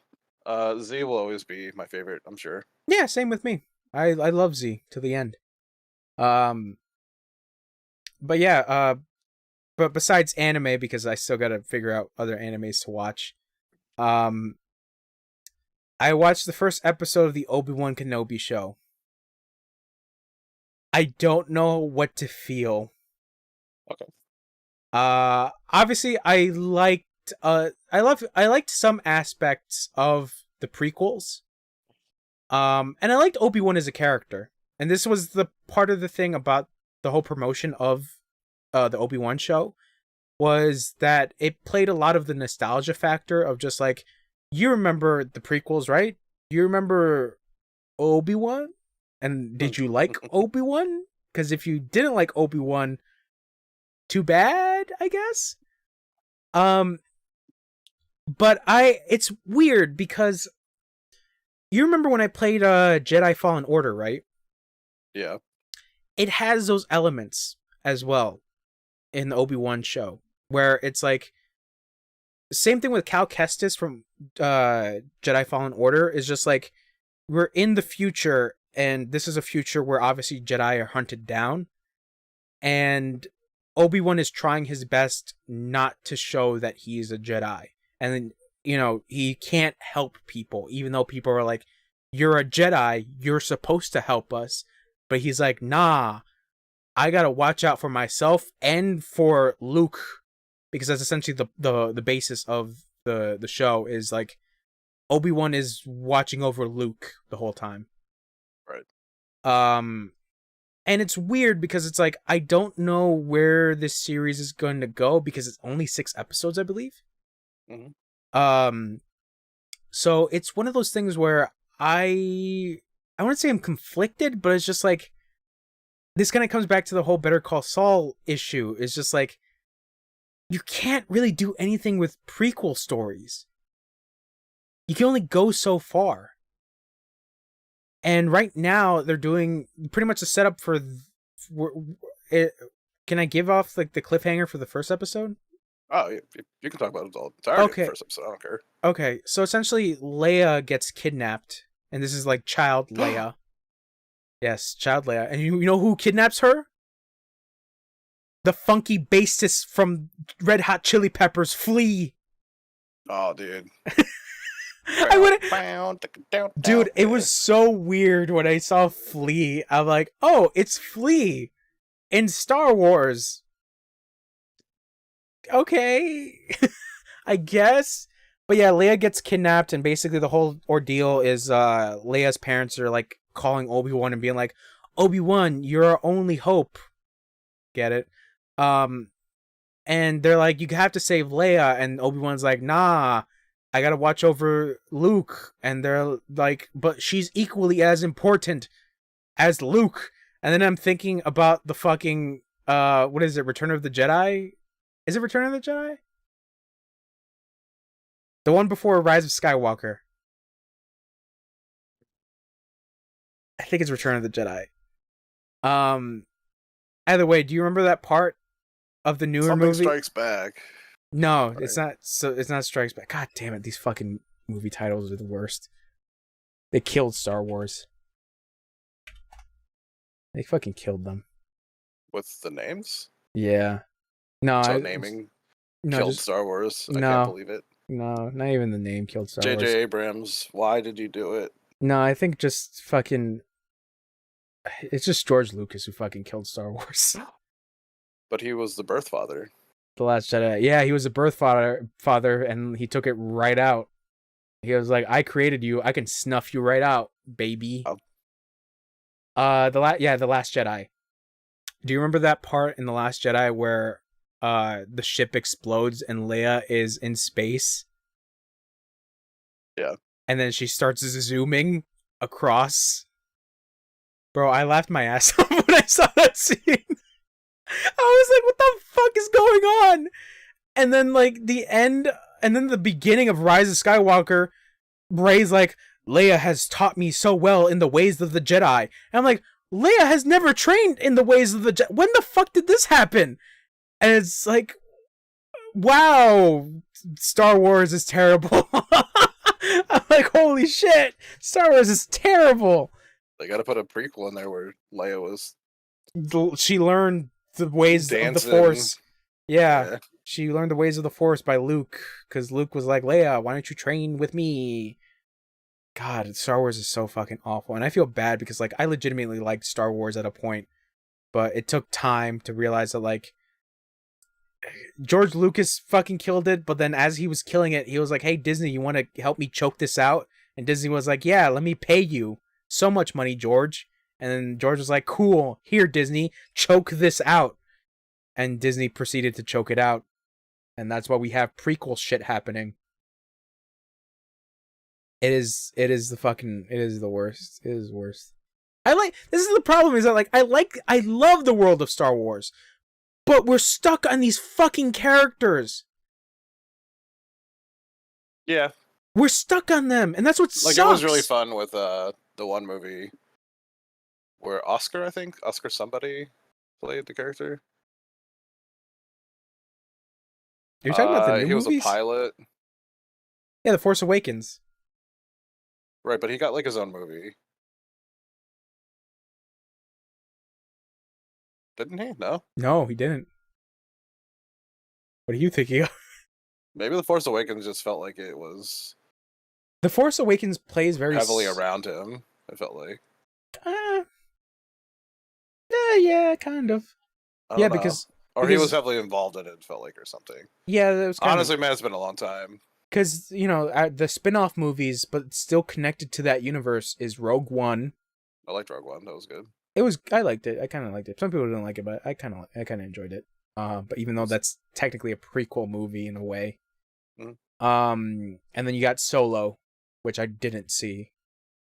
Which I didn't even know was directed by Ron Howard. That's interesting. But yeah, it's just like we're stuck on these fucking characters, and it's just like, can we go somewhere else? And that's what I was hoping with The Mandalorian, was just like the Mandalorian would do something else, because I'm like, here's a character in this universe that obviously you do know what a Mandalorian is, and it's like, great, that's fantastic, let's do this. And then I was one of those people that got bummed by season 2. Why? Luke? Luke, the association with Ahsoka Tano, and then on top of that, the show kind of being a precursor to the Boba Fett show. Yeah. Yeah, season 1 was definitely the best. Yeah, season 1 was so fucking good. Are they doing a season 3? I think they are, because apparently people say how the Boba Fett show ended, it kind of leads up to a season 3 of The Mandalorian, so I have no idea how that shit ended. But I heard the ending for the Boba Fett show was ass. And, like, there were episodes directed by Robert Rodriguez, which I'm like, god damn. God damn. But, yeah, man, it's just like, the prequels, some people didn't like them. Obviously, the people who love Star Wars. I remember watching the prequels, and I'm like, they're okay, but the dialogue for them is pretty bad, but the choreography in those fucking movies is amazing. It's so good. When you see the lightsaber fights, yeah. Like, obviously the one General Kenobi. Yeah, obviously the one you can think about is Obi-Wan and Qui-Gon fighting Darth Maul. That is the biggest one that comes to mind. Like at the end of the movie, yeah. And it's just I really liked what's his name too, the multiple hand guy, General Grievous. Yeah, Grievous. Yeah, no, it's like there's some legit cool shit, but like the writing in that is pretty terrible, and that's mostly due to George Lucas, because George Lucas was the one that was doing terrible writing. Don't think so. That's George Lucas, baby. Unless Tom Cruise is in there. That's George Lucas. Maybe George Lucas is Tom Cruise. You ever thought about that? Maybe it's my God. like Tom Cruise is wearing Lucas. Yeah, maybe like, he's wearing a big suit and a beard and makeup. Did birds fly anywhere in the movie? Was John Woo part of this? I don't know. Maybe John Woo might direct the next Star Wars movie. You would love it. I would probably love it. Not gonna lie. John Woo did this. You see those doves? You see those doves in the space universe? It has to be alien doves. They have little dove helmets. Yeah, there you go. There you go. They have little helmets to make them alien doves. But yeah, like I don't know, like, and then the original trilogy is one of those weird things where it's like I kind of have to go back and watch those movies because like it's been such a long time since I watched them. But I liked some of the elements of, the original movies.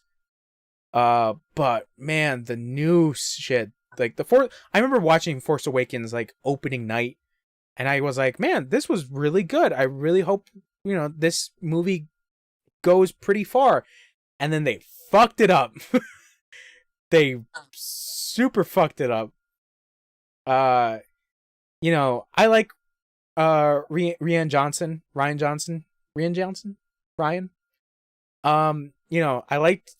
liked Looper. I loved Knives Out. I think Knives Out is a great movie. Knives Out was great. But the problem was The Last Jedi, because The Last Jedi tries to do a lot of things, and the problem is that they get retcon in The Rise of Skywalker.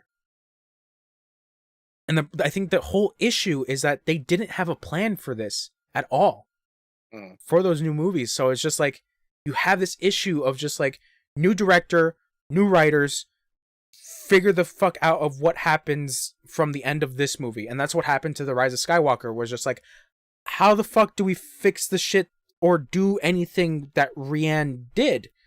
And that's why you get that whole ending of The Rise of Skywalker of Palpatine showing up, which was the fucking worst. It was the worst. Yeah, it's not great. I was like, are you fucking kidding me? Like, you're bringing back Palpatine? And then on top of that, the twist is Rey is a Palpatine?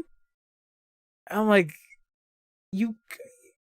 I would have rather preferred that she was just a nobody, to be honest. Yeah. It's just like, why? And then like I would rather prefer her being like, the main enemy is Kylo Ren, but no, Palpatine. And it's like, come on, Star Wars. Yeah. But I don't know. And then like I said, Disney is milking the fuck out of this as much as they can, so we're gonna have more Star Wars shit in the long run. And that's the unfortunate thing, is that like once they finish Rise of Skywalker, a lot of people from like specifically John Boyega wants nothing to do with fucking Star Wars.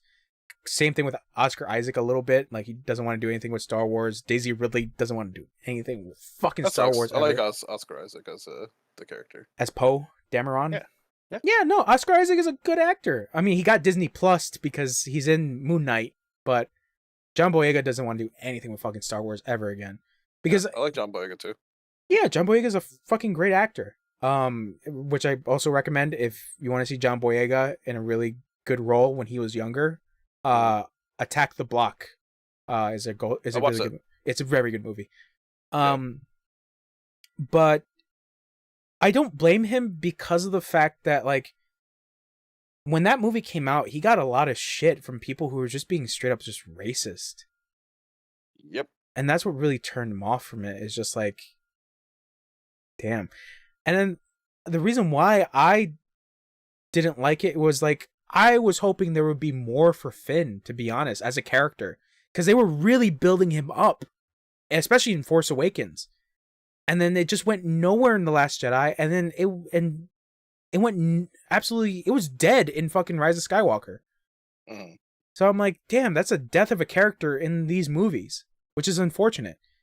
And like, not only that, I think in the Chinese posters for The Force Awakens, he's not on there.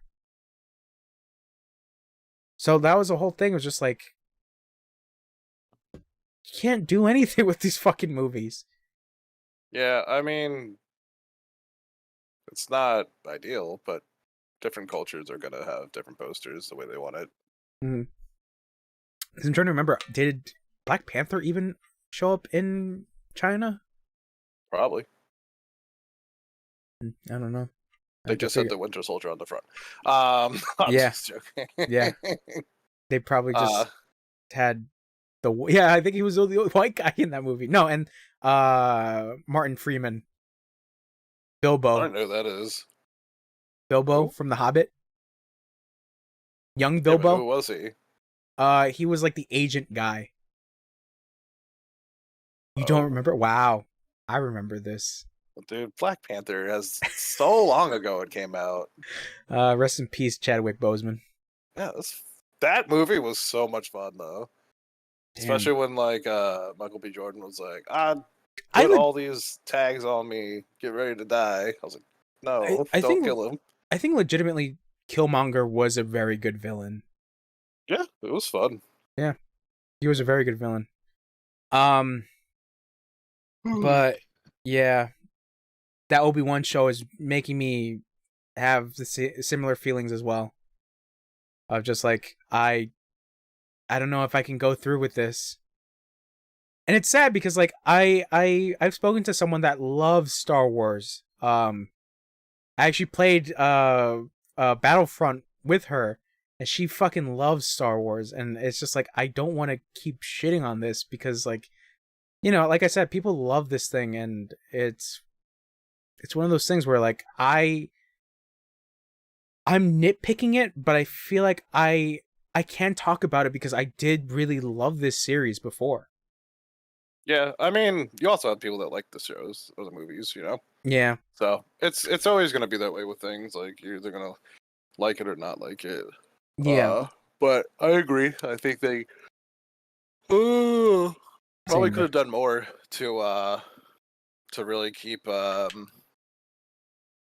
story stronger and more dedicated to what it was. But yeah, or just pretty sucky they did that. Or just move on.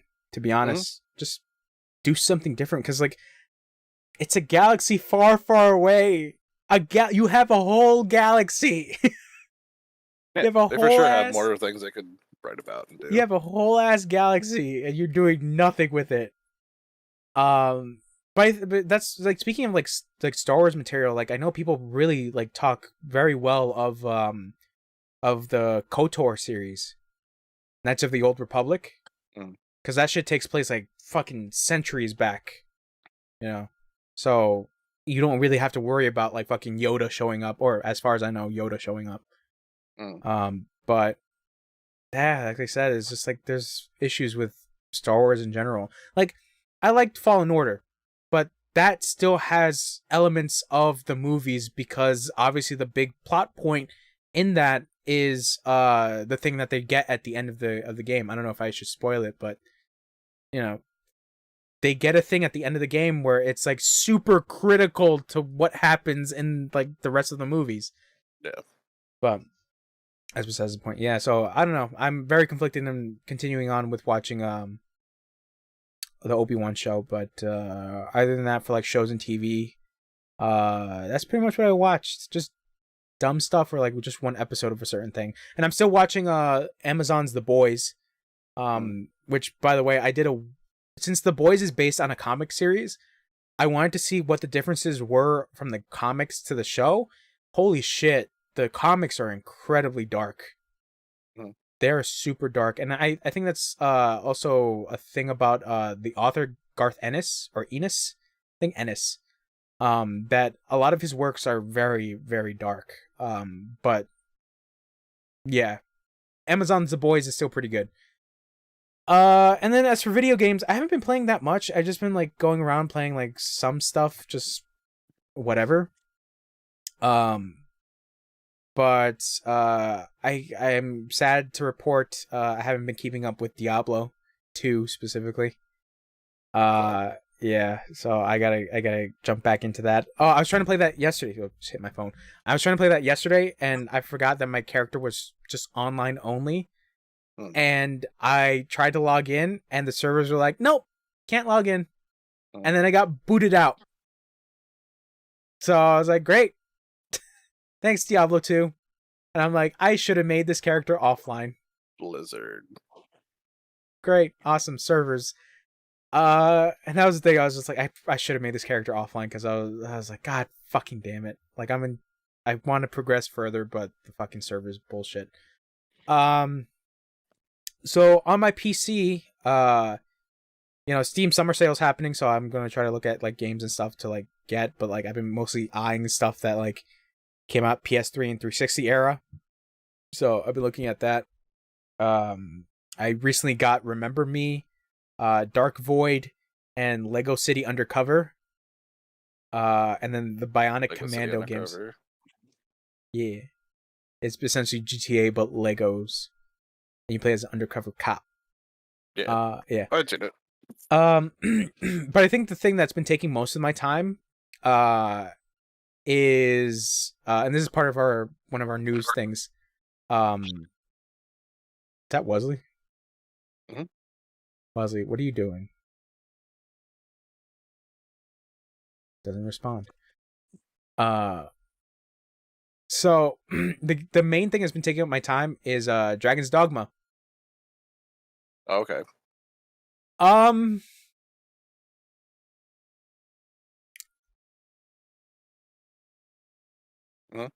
I realize I have shit taste in games. Because Dragon's Dogma is super janky, but I'm really enjoying it. It's a jank ass game. But I'm playing it on PC because on PS4 it runs at 30 frames per second, which is kind of unfortunate. So on PC it's running at like 60. So and on top of that, I did a mod that switches out the current theme for like the old theme, which was like this J-rock song. It's oh my god. Have you heard the original Dragon's Dogma credits song? No. Okay, I'll send it to you, but you check it out. It's one of the goofiest fucking things. It's so English, that is fucking great. But this current version that they have on PC and like everything else that got renewed is called the Dark Arisen. So the Dark Arisen version adds like this expansion thing that goes on with it. And basically the whole gist behind that is that they changed the opening credit song, which everybody was kind of disappointed with. So there's a mod on PC you can switch out for the old one, and that's what I did. So every time I start up the game, you got that J-rock song going on, and I'm just happy. But as the game itself, because like I think I'm already past 30 hours in the game. Okay. It's one of those weird things where the story is there, but it's also kind of not there. I would say the story is like one of the least interesting things that can go on. But the beginning of that story is super interesting because what essentially happens is have you ever played Dragon's Dogma or ever booted it up or anything like that? So basically a dragon just appears in your main character's world, just out of a void. And this dragon starts to like create havoc and shit. And eventually it just comes into your town and you try to fight it off as your character, but you lose. And what the dragon does is the dragon takes your heart and eats it. So basically you come back alive, and essentially you're the prophecy of you coming back from something like that. You're called an Arisen, and you're like kind of like the chosen one in a way, like how in Destiny, what is it? What are you called in Destiny? A guardian? Guardian. There we go. Yeah. So you're essentially that. You're a guardian, but in a fantasy setting. So you can die and come back over and over again? Basically, yeah. Oh. So in the world of Dragon's Dogma, that part is interesting. But everything else around that is kind of flat, because you're going off to like different cities or different encampments and stuff like that. You have a main central city that that you go to for like supplies and like skill setting and shit like that. And some of the side quests are like kind of there. And then for like other characters, there's really no one to like connect to. And on top of that, what makes it a little bit worse is that like you have companion characters that you have to help you on your journey. Excuse me. they're called pawns. And essentially in the Dragon's Dogma lore, as far as I can recall, is that they're essentially like soulless humans in a way, that their only job is to listen to you, the Arisen. So you create a pawn for yourself, and then because Dragon's Dogma wanted to push like the online connection a little bit further, they essentially have a thing called pawn sharing. So your third companion, or no, excuse me, your second companion, your second pawn that you can get, can only be a character created pawn from someone else. So you have to go into like what they call the Rift, I believe, and the Rift is where you get your pawns and shit like that. So you can switch out your pawns for different other pawns and basically create your own team. But yeah, as for the story and characters and stuff like that, it's just like, it's there if you want it, but it's not necessarily super interesting. Even the lore aspect of like the Arisen is just like, I didn't really care for it. But the reason why I'm continuing on playing with this game is just like the gameplay itself is super fun in a way, because it has a combination of both Devil May Cry and what I feel like mostly is Monster Hunter, which is weird. It is made by Hideaki Itsuno. And Itsuno is known for Devil May Cry 3, 4, and 5, and 2. But we don't talk about 2. But we don't talk about 2. Even Devil May Cry 5 tries to not talk about 2. But he this was also another thing about one of our news article things, is that like he loves like fantasy settings and world like shit like that. So he wanted to do this whole thing of incorporating action games with a fantasy setting, because most games that incorporate fantasy settings is like usually RPGs, but he wanted to do like an action RPG in a way. So the game does have fun moments like that, where it's just like you'll be on the road or you'll be wandering around the open world, and then a Griffith just flies above you and tries to attack you, and then you fight a Griffith. And it's just like, that's pretty cool. Or like you're walking down a road, and then what's blocking your way is a Cyclops, and you fight the Cyclops. So there's like little things like that where it feels kind of Monster Hunter-ish, where it's just like, oh, monster appears, you can fight it or run away, your choice. And like I said, the combat itself is a little janky, because it does feel like Monster Hunter, where like some people might say that Monster Hunter's combat is a little janky as well. But what I like about the combat is that you don't necessarily have to be stuck to one specific class. You can change your classes like later on. So like right now, like at the beginning, I was doing like fighter class, which is just sword and shield. But then once you progress in the game, you can learn other classes. So like right now, I'm a warrior class, which is big giant sword, Right. because I love Berserk. So Hell yeah. like, yeah, so it's just like swinging the giant sword. And it's fun. And then, when you do more moves and gain more experience, you get to unlock more moves and more buffs and stuff like that to help your character with that class. And then if you feel like you maxed out everything, you can switch to a different class. So like there's sorcerer, there's ranger, there's strider, there's like there's like other classes and stuff like that you can try and switch out. So yeah, I think just overall the gameplay itself is the fun part of Dragon's Dogma, but the story itself is just like, you can take it or leave it.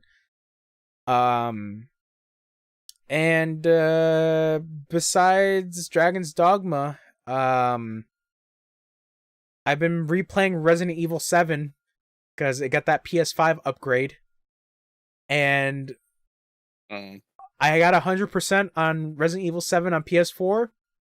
Did not transfer over to the PS5 upgrade. So I got some of the trophies. Luckily, I got like the Madhouse, the hardest difficulty trophy, but I did not save over the getting How all. does 7 feel on 5? Feels good. Feels good. It tries to do the improvements better or no? I don't know. It's a weird thing because like 7 on 4, I still enjoyed it, and I didn't really see anything I would say that's just like, man, PS5, you gotta play it now. But they try to incorporate a good amount of stuff. Obviously, the one big thing is like ray tracing on 60 frames per second. Another one is like high frame rate mode, so you can get the game to like 120 if you have the screen for it. But overall, I mean, 7 was a very good running game even on PS4. So yeah, I enjoyed it a lot. yeah, I mean, the only addition is that like it has the haptic feedback triggers and stuff like that. That's basically it. But yeah, if you have 7 on PS4, you get the upgrade for free. Same thing with Resident Evil 2 and Resident Evil 3 Remake. Yeah, and if you want to see like any specific differences in like performance and stuff like that, I would highly recommend watching Digital Foundry, because they just came out with an analysis for 7, and a couple days ago they came out with analyses for 2 Remake and 3 Remake, just to see like the differences of PS4 and PS5 performances and stuff. It's unfortunate because RE2 and RE3 ray tracing stuff isn't necessarily there. Like Digital Foundry tries to like talk about how it's not incorporated well. So that's unfortunate. And I think also on top of that, they did do an update for Resident Evil 2 Remake on PC, but it essentially what it happened was that updated version essentially removed the older version of RE2, and then when people were experiencing a lot of issues with the updated version of RE2, they had to make a complaint to Capcom to let them know, hey, we can't play this because like it's not running well. So now Capcom has come back and made a statement saying that if you want to play the original version of RE2 Remake, don't do an update. That's essentially it. Yeah. So yeah. So yeah, that's what I've been playing on my video game times. I tried going back to Outer Worlds. Remember that space game? Because I had the DLC, but I never played it. And I played Outer Worlds on Xbox Game Pass when I had it. So I have it on Steam. So basically I have to restart anew. I have to go through the whole story again. But I actually don't mind it. Outer Worlds is pretty good from the writing. It's just the ending that's a little lackluster, but yeah, it's good. You're telling me you didn't play any League? I did not. Dude, I haven't even played fighting games. Now that I think about it. Oh my god! I just remembered the Capcom fighting game collection is coming out tomorrow. Oh. Big day. Big day. So many Darkstalker games. Oh my god. How do you not love Darkstalkers? How do you not love Morrigan? I just don't like fighting games. Makes me sad. I like watching people play fighting games. I don't like playing fighting games. Guilty Gear Strive is on sale. Guilty Gear is probably one of the few. I would play it more so just to hear the music. That's fair. Fair. Shit. What was fuck. What? Would you remember? I think me and Wesley played a game where I said I wanted to get the soundtrack. I just can't remember what. Well, Wesley's on mute. So. Yeah, honestly, I don't remember either. Death's Door? Man, no, Death's Door I downloaded. I love that soundtrack. Okay. Oh, did you know that they're coming out with a physical version? I mean, I'd probably like it, but if you want it physical. I'm not like a collection person. I'm one of those weirdos. If I really thought it would like maybe look good somewhere, maybe I'd get it, but usually not too much. Yeah, because or if it was like something that really resonated with me. I like Death's Door. I just don't like it that much. Yeah, to buy it again, to double dip. Yeah. Again, like if it maybe came with like a Chrome Crow or something like that, like something cool collector's edition. I think like the specific edition, because there is a deluxe edition that they're doing, and I think it comes with like a soundtrack and some artwork stuff. But I think that's basically it. Which it would be worth the soundtrack CD, you know? which reminds me, like that was also something that happened in my week a little bit. I got some new games. That was also the other thing that I was trying to decide on whether to play. I played fucking TMNT Shredder's Revenge on stream. Oh yeah. Completely forgot about that. Great game. Yet? I did. Oh, I was joking. I didn't know you got Casey already. No, he's unlockable. If you beat the game. Oh, yeah, but I didn't know. I thought it would take more time. I had seen an article about like how to unlock him, and I was like, "Oh, sounds like he's gonna be annoying to unlock or something." No, just play the game once, just complete it, and that's it. In the story mode. Yeah. I got Modern Warfare 2019. That was one of the games I got from eBay. I saw you posted about it. I got fucking House of Ashes, which is the Until Dawn people. Yeah. I heard that one's pretty good compared to the other two, Man of Medan and Little Hope, because I've heard about what happens in Little Hope, and Little Hope sounds terrible. Okay. And I watched a playthrough of Man of Medan, and it's like, okay. It's like, okay. But then The Quarry came out. That was cool. Yeah, people say that's actually pretty alright. I'm trying to avoid as much spoilers as I can, but fucking YouTube keeps recommending me, because like I saw a review for The Quarry, and like it's recommending me shit from The Quarry, specifically playthroughs, and it's fucking motherfuckers who are like, here's the thumbnail, huge death happens, and I'm like, great. But that's also the thing about those games, like specifically like Until Dawn, you can choose who dies, so it's like, I don't think it necessarily matters, but I want to completely avoid like the twists that could possibly be there. Everyone dies. Yeah. But I heard House of Ashes is pretty good. But this also kind of comes into like the thing that I'm hesitant about buying physical stuff from Amazon, specifically games, because they haven't been packaging the shit right. They haven't been putting like any protective stuff around like packages and shit like that. Because I just got House of Ashes, and I also got a right now I put my computer like on the ground, but I have like a little thing for it, and like wheels and stuff like that for it. So it came in a box with just the game and the wheel stuff, but the wheel stuff is a little bit heavier. But there's no bubble wrap or anything in there to protect the game and the thing. So basically, when I opened up the thing of House of Ashes, the fucking case was cracked. So it's just like, the fuck is going on, Amazon? The fuck? You fucking $1 billion industry, and what kind of case? It's a plastic case. Okay. It's just a regular PS5 case. Oh, okay. So like you could get another case, right? Yeah. Basically, I switched it out for another one, but like I've been thinking, like, should I just get like replacement cases just in case? Just in case. Just in case. But that's also my issue is just like, dude, like if I'm ordering this shit from Amazon, you know, and fucking drivers and delivery guys are just throwing this shit, and it's like there's no protection in there, so this shit's gonna come broken. Yeah. So it's like I don't want to do that, and like I've been thinking about like, oh, I should probably, you know, when games do go on sale, probably build up my PS5 stuff on the side, get physical. But like I said, with that caveat of just like having this shit not come in any bubble wrap or any protection from like being fucking knocked around and thrown, it's like there's really no point. Yeah. And it's unfortunate because I'm like, I kind of want to get some games on physical. But Amazon, what the fuck? The fuck, Amazon? But TMNT Shredder's Revenge, if you like it. Oh, I posted up a clip on Instagram of me fighting against Shredder.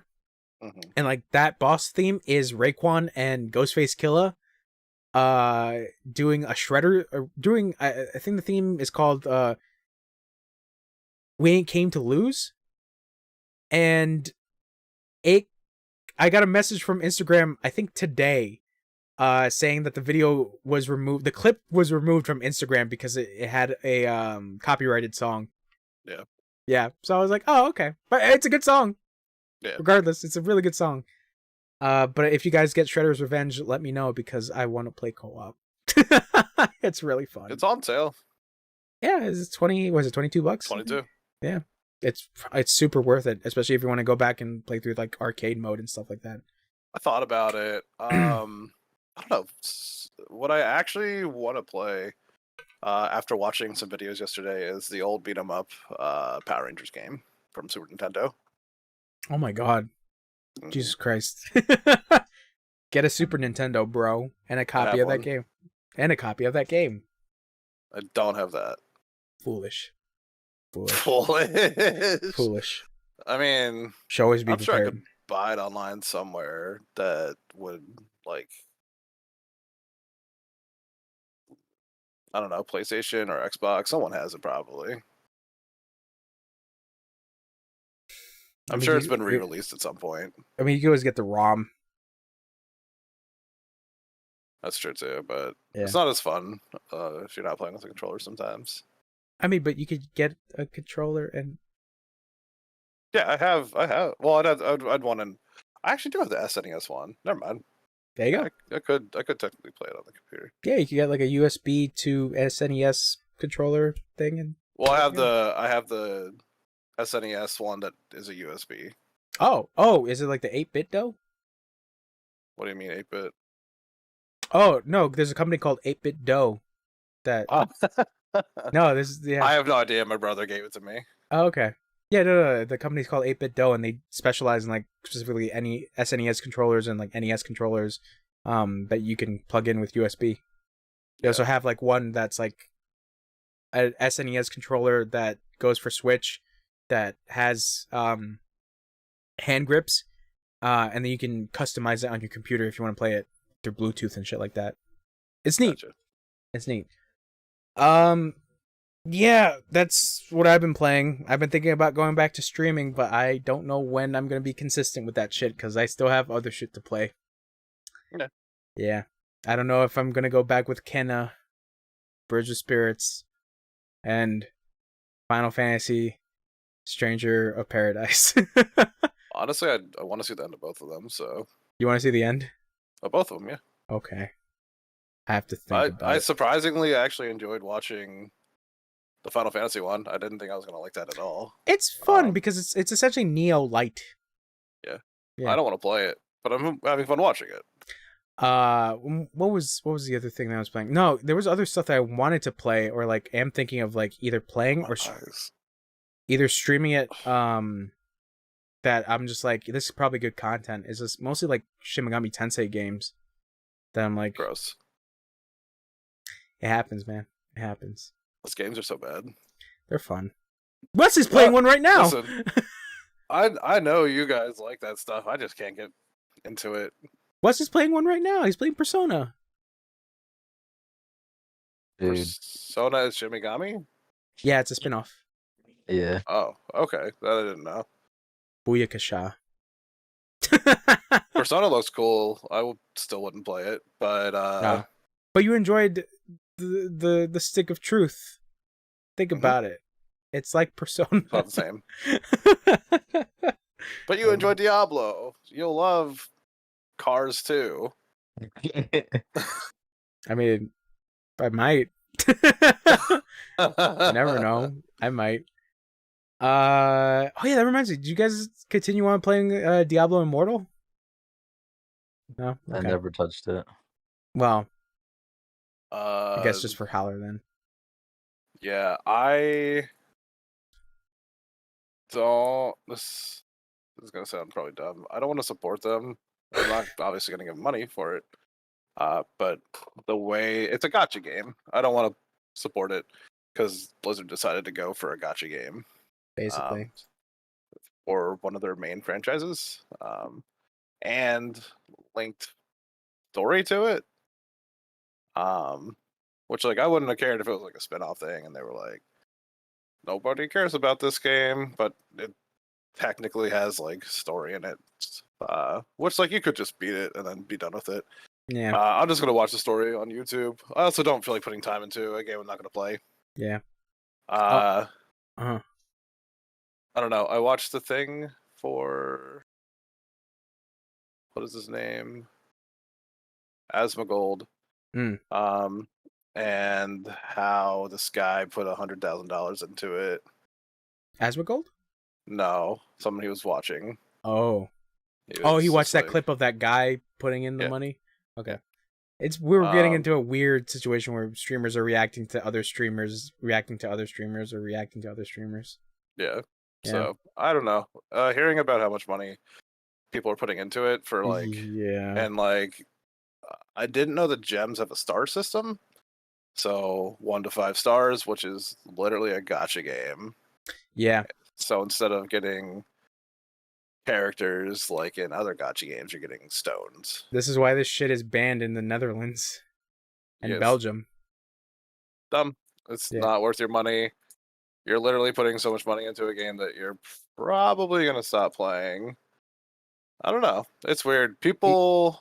I would say either you stop playing or you can't help yourself from buying stuff from it. It's weird to me that you get a psychological like. What is it? Dopamine rush, right? You get like a Yeah. dopamine rush from like buying these things. And then what? Like That's then you fight other players and get to a higher rank and I mean again like that's dopamine rush. yeah, that's essentially gambling in general. You're getting that Uh high because you're making that risk. Some people I get get that high. more I get more like excited about like if I was playing Diablo Immortal, let's say like it didn't have anything money related, I get way more excited about like the grind, leveling and moving up and everything. But Yeah. like it just seems like the people that are paying to win are like excited about rushing and like being the ultimate one faster and like but I guess there's no skill to it, I I guess guess. the power fantasy mostly. Yeah, it's just weird. Yeah. Yeah, I just haven't had the urge to go back to it, to be honest. And I don't think I'll touch it again. yeah, I don't think I will either. Right now, I still got my other Diablo shit I gotta play. I still gotta fucking beat through 3, and I still gotta read the book. I haven't progressed There's anywhere in the book. there's also a video I watched from Asmongold talking about how they're worried that Diablo 4 is going to have microtransactions that They, are going to be beneficial to your Bl- character. it's weird because like I heard statements from Blizzard saying they're not, and they're gonna try not to. They didn't definitely say they're not. Okay. If you watch the Asmongold video, he's like, they say there are none right now. Oh, that reminds me. I wanted to ask you this, but I completely I keep forgetting about this. What was the whole controversy with Diablo 3 about the gold thing that was happening? The auction house? Yes, the auction house.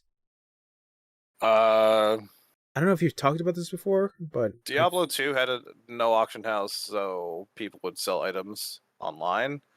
You could trade them then, like, so someone buys it, they trade it to you on the game, and you own an item now. So with Diablo 3, Blizzard wanted to. They said they wanted to make it safer so that you're not going to get gypped out of your items or anything. So we're just going to host an auction house where you can pay real money, buy the item from other people, and then they can get that money. I don't think you could get actual money. I think that money that you get is now Blizzard points, basically. That so you could use it to buy like a game from Blizzard, you know. Hmm. So Blizzard ended up getting like backlash about it, so they just shut it down. because But it was only wasn't. It was like 2 years after the game came out. They shut it down, though. but it was like essentially only in their ecosystem, essentially. Mhm. Okay, yeah, because I was very confused as to like why 3 had controversy with that specific thing. Okay, that makes sense now. Yeah, man. I don't know. I didn't really care about the auction house, honestly. I wasn't a big fan of Diablo back then, so I didn't give a fuck. One of the bigger problems I think in the beginning with that was item drops were really hard to come by, and if they like really kind of like. I think what it was, the item drops were like if you went and fought a boss, were the same chance as you opening a barrel and getting it. And like, no joke, you could open a barrel and get like the highest armor piece you've ever needed ever out of a fucking battle, and it's like that doesn't feel good, you know? Yeah, I get that. Yeah, I don't know. Diablo's weird. It's fun, but it's weird. Diablo 2 is so good. Diablo 2 was pretty good. Yeah. Except You haven't beaten it. You don't know. no, I got to grind apparently. You don't which I know. You didn't don't know anything about Diablo. You fucking Diablo 3 whore. I didn't realize how fucking under leveled I was because like I'm going through like the spider forest and I'm like, oh, I'm getting my ass whooped a good amount. So time to grind, I guess. Yep. The grind for that one is you know that like astral plane place you went to, like magical area. Yeah. You wanna go grind there. Go around, fight, leave, come back. Go around, fight, leave, come back. Or I'm sorry. I was supposed to say, can I go back? Yeah, you leave the. Did you? Yeah, you got the waypoint. Yeah. I'm sorry. That's not the way that people do it for that one. That's my bad. Area 2 to grind for 3 is the tombs that you have to go into. Remember, you got to find a symbol, go to the right tomb. Oh, so just go to the other tombs, or just go to the? Oh. You just run through all the tombs and level. Lots of enemies. I did not do that. I just went to the one that was marked for me and was like, oh, I found it, and I just went in. Yeah. And then that was it Aldiel? Aldiel? I don't know. Forget the second boss, part 2's last boss. Oh, Duriel. Adiel. Oh, I was thinking of was it Endariel? Something like that. Yeah. But yeah. That boss was like wrecking me. I was like, I don't know if I could do this, and I was just like cheesing that fight by like doing a portal summon, and then like if I'm dying, head back to the main world, go back into the portal, keep fighting him. If I'm dying, go back. Exactly how I play that game. That's how everybody plays Diablo. Okay, cool. So I'm not alone. Because your potions run out, you go back out. Yeah. Come back in. Yeah. Yeah. Yeah, but I was like, man, I'm getting fucking whooped in this boss, and that's funny that you were like, I use this cheesy thing, and I'm like, no, everyone does it. Okay, at least I'm not alone in that not one. Being cheesy, but worry. That's what I'm saying is that like you said that I should have probably grinded a little bit, and I think now with part 3, I'm like only level 20, so yeah, I probably have. I think like 25 is like a good number there. I can't remember. Okay. But to say, what is the what is the expansion called again? Lord of Destruction. Lords of Destruction. So, how does this work in Resurrected? What do you mean? Because when you start the game up and you have the option of like doing either starting the game and the game tells you like, oh, you're going to be starting with Lords of Destruction, and then you try to do the other option and it's like, this is not recommended for people who haven't gone through the game entirely. What is Lords of Destruction? Like, what is the part of the Lords of Destruction? Is it like endgame stuff? It's just Lord of Destruction.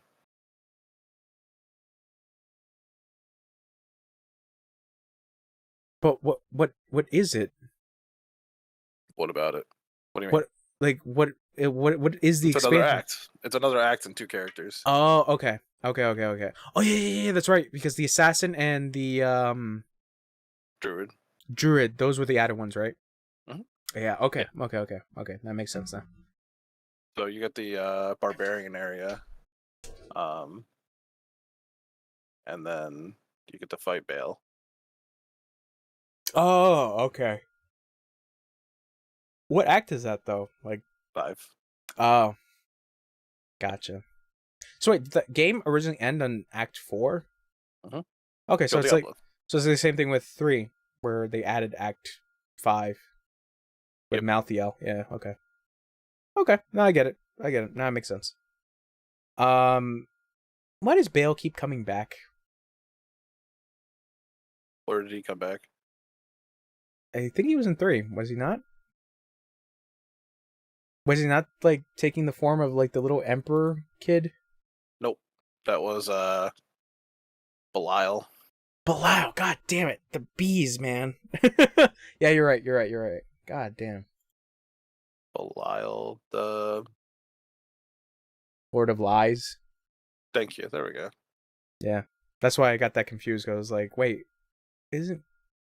Because I thought Baal was the Lord of Lies, but no, Belial is the Lord of Lies. No, he's the Lord of Destruction. Yeah. There we go. How many Lord Devils are there? Because I know they keep just popping up. Yeah, it's like for everything, right? Terror, fear, this, that. Lies, destruction, uh, sickness. I don't know. It's wild. This stuff is all based off of like different religion things, dude. It's cool. Thanks, religion, for giving us creepy shit.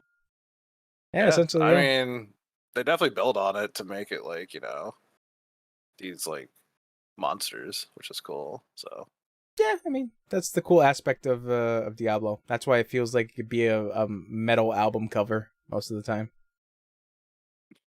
All right. oh man. So I guess that's with our weeks. You guys want to take a break before we get into the news? Because Jesus Christ. Absolutely. Okay. All right. We take a break. All right, good night. All right. We're back. We have returned from our breaks. So news, baby. What's that? It's news in video games and entertainment. The shit that this podcast was meant for, I think. I don't know. I don't know where I can start off from here. Is there one that fancies your interest, Haler? Oh, I was just going top to bottom. Oh, okay. Whatever you want. From what you posted first to like most recent. Yeah, I went from bottom to top, but I mean. Oh, is Allison thing first? I mean, I just put it's whatever. You want to talk about that I one? don't care. All right. Well, I guess we could talk about this one. So Alice Madness Returns. Have you guys ever played Alice Madness Returns by American McGee? Yep. No. Get out of here, Wesley. Go take another pee again. Okay, bye. All right, bye. So if you never played Alice Madness Returns, it's a sequel to American McGee's Alice in Wonderland, I think it's it. Mm-hmm. Those games are very weird. I never played them. I have the game, but I never played it. I heard Madness Returns is pretty good. It's just the first game that's a little janky because it's a very old computer game. But anyways, this specific story is that Madness Return was taken off Steam. But update, it came back. It's back on Steam. But this is not the first time this has happened. This has happened when it was released on Steam and then it was gone for a good bit. And it wasn't until like, I want to say this year that people were like, oh, Alice is back on Steam. And then it got taken off and then put back on. It's also funny because there was also a tweet that came out from American McGee just saying yikes. And it's weird because a bunch of the company's games are like not on Steam anymore. Specifically the company called Spicy Horse. I didn't realize that they had other games. But yeah, you cannot purchase them. One of them being what is it called? Acanario Demon Hunters. You cannot buy it because apparently the publisher took it off, but the Alice one is a weird one where it just like comes on and off for some reason. But it's back. And also I found out that apparently David Hayter, the voice of Snake from Metal Gear Solid, is doing a series based on the American McGee Alice series. So that's happening, I guess. But yeah, if you guys are interested in Alice Madness Returns, it is back on Steam. So there you go. It's currently on the Steam sale. I think the first game is included with that. So They were okay back in the day. I don't think they hold up really anymore. I have Alice Returns on Xbox, and it comes with the first game, and the first game's kind of rough. It is a very not a very old PC game, I feel but janky. yeah, it is very janky. It's the era of like 2000s games that are janky. So yeah, but I don't know how Menace Returns plays, but what I've heard is that people like it, especially because of the weird factor. But I like the art, to be honest. The art is really neat, and the premise is kind of interesting as well. Where I think the start of McGee's Alice is like Alice's psyche is broken, and basically, or I don't know if it's Manus Returns, but like essentially her psyche is broken, and her whole world of I was gonna say Neverland, of Wonderland is like all fucked up. So like essentially she kind of has to like rebuild her psyche to fix Wonderland. That's basically the whole premise. I think that's interesting, but yeah, I never went far deep into it. But it's back on Steam. There you go. Here, buy it. I think it's like $7. I think. Yeah, I mean, price point wise, it's not bad. You might as well get it. It's not bad. And I think after that, I think we could talk about the Diablo, story. Because I want to leave the two specific ones at the end, specifically the Dragon's Dogma and the Final Fantasy one at the end. Gotcha. But Haller, did you read this article that I sent, or did you skim through it? Skim or so. Okay, so basically the headline of this article from PC Gamer is Diablo Immortal has apparently earned over 24 million in just 2 weeks. This was 5 days ago that this came out, but people be spending that money. They be spending that money, and we had this conversation. I was very surprised. Oh man. I mean, it'd be those streamers that are like, I'm gonna spend $10,000 for the lulz, and it's just like,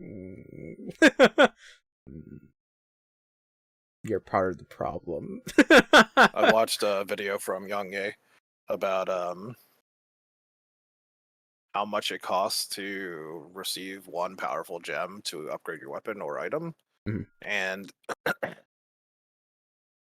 think it was like something like roughly 20 some odd $1,000 from like New Zealand, and in American cash it's like 16 grand. Yeah, there was someone that came out with a video like doing the math for it, and it's like a crazy amount.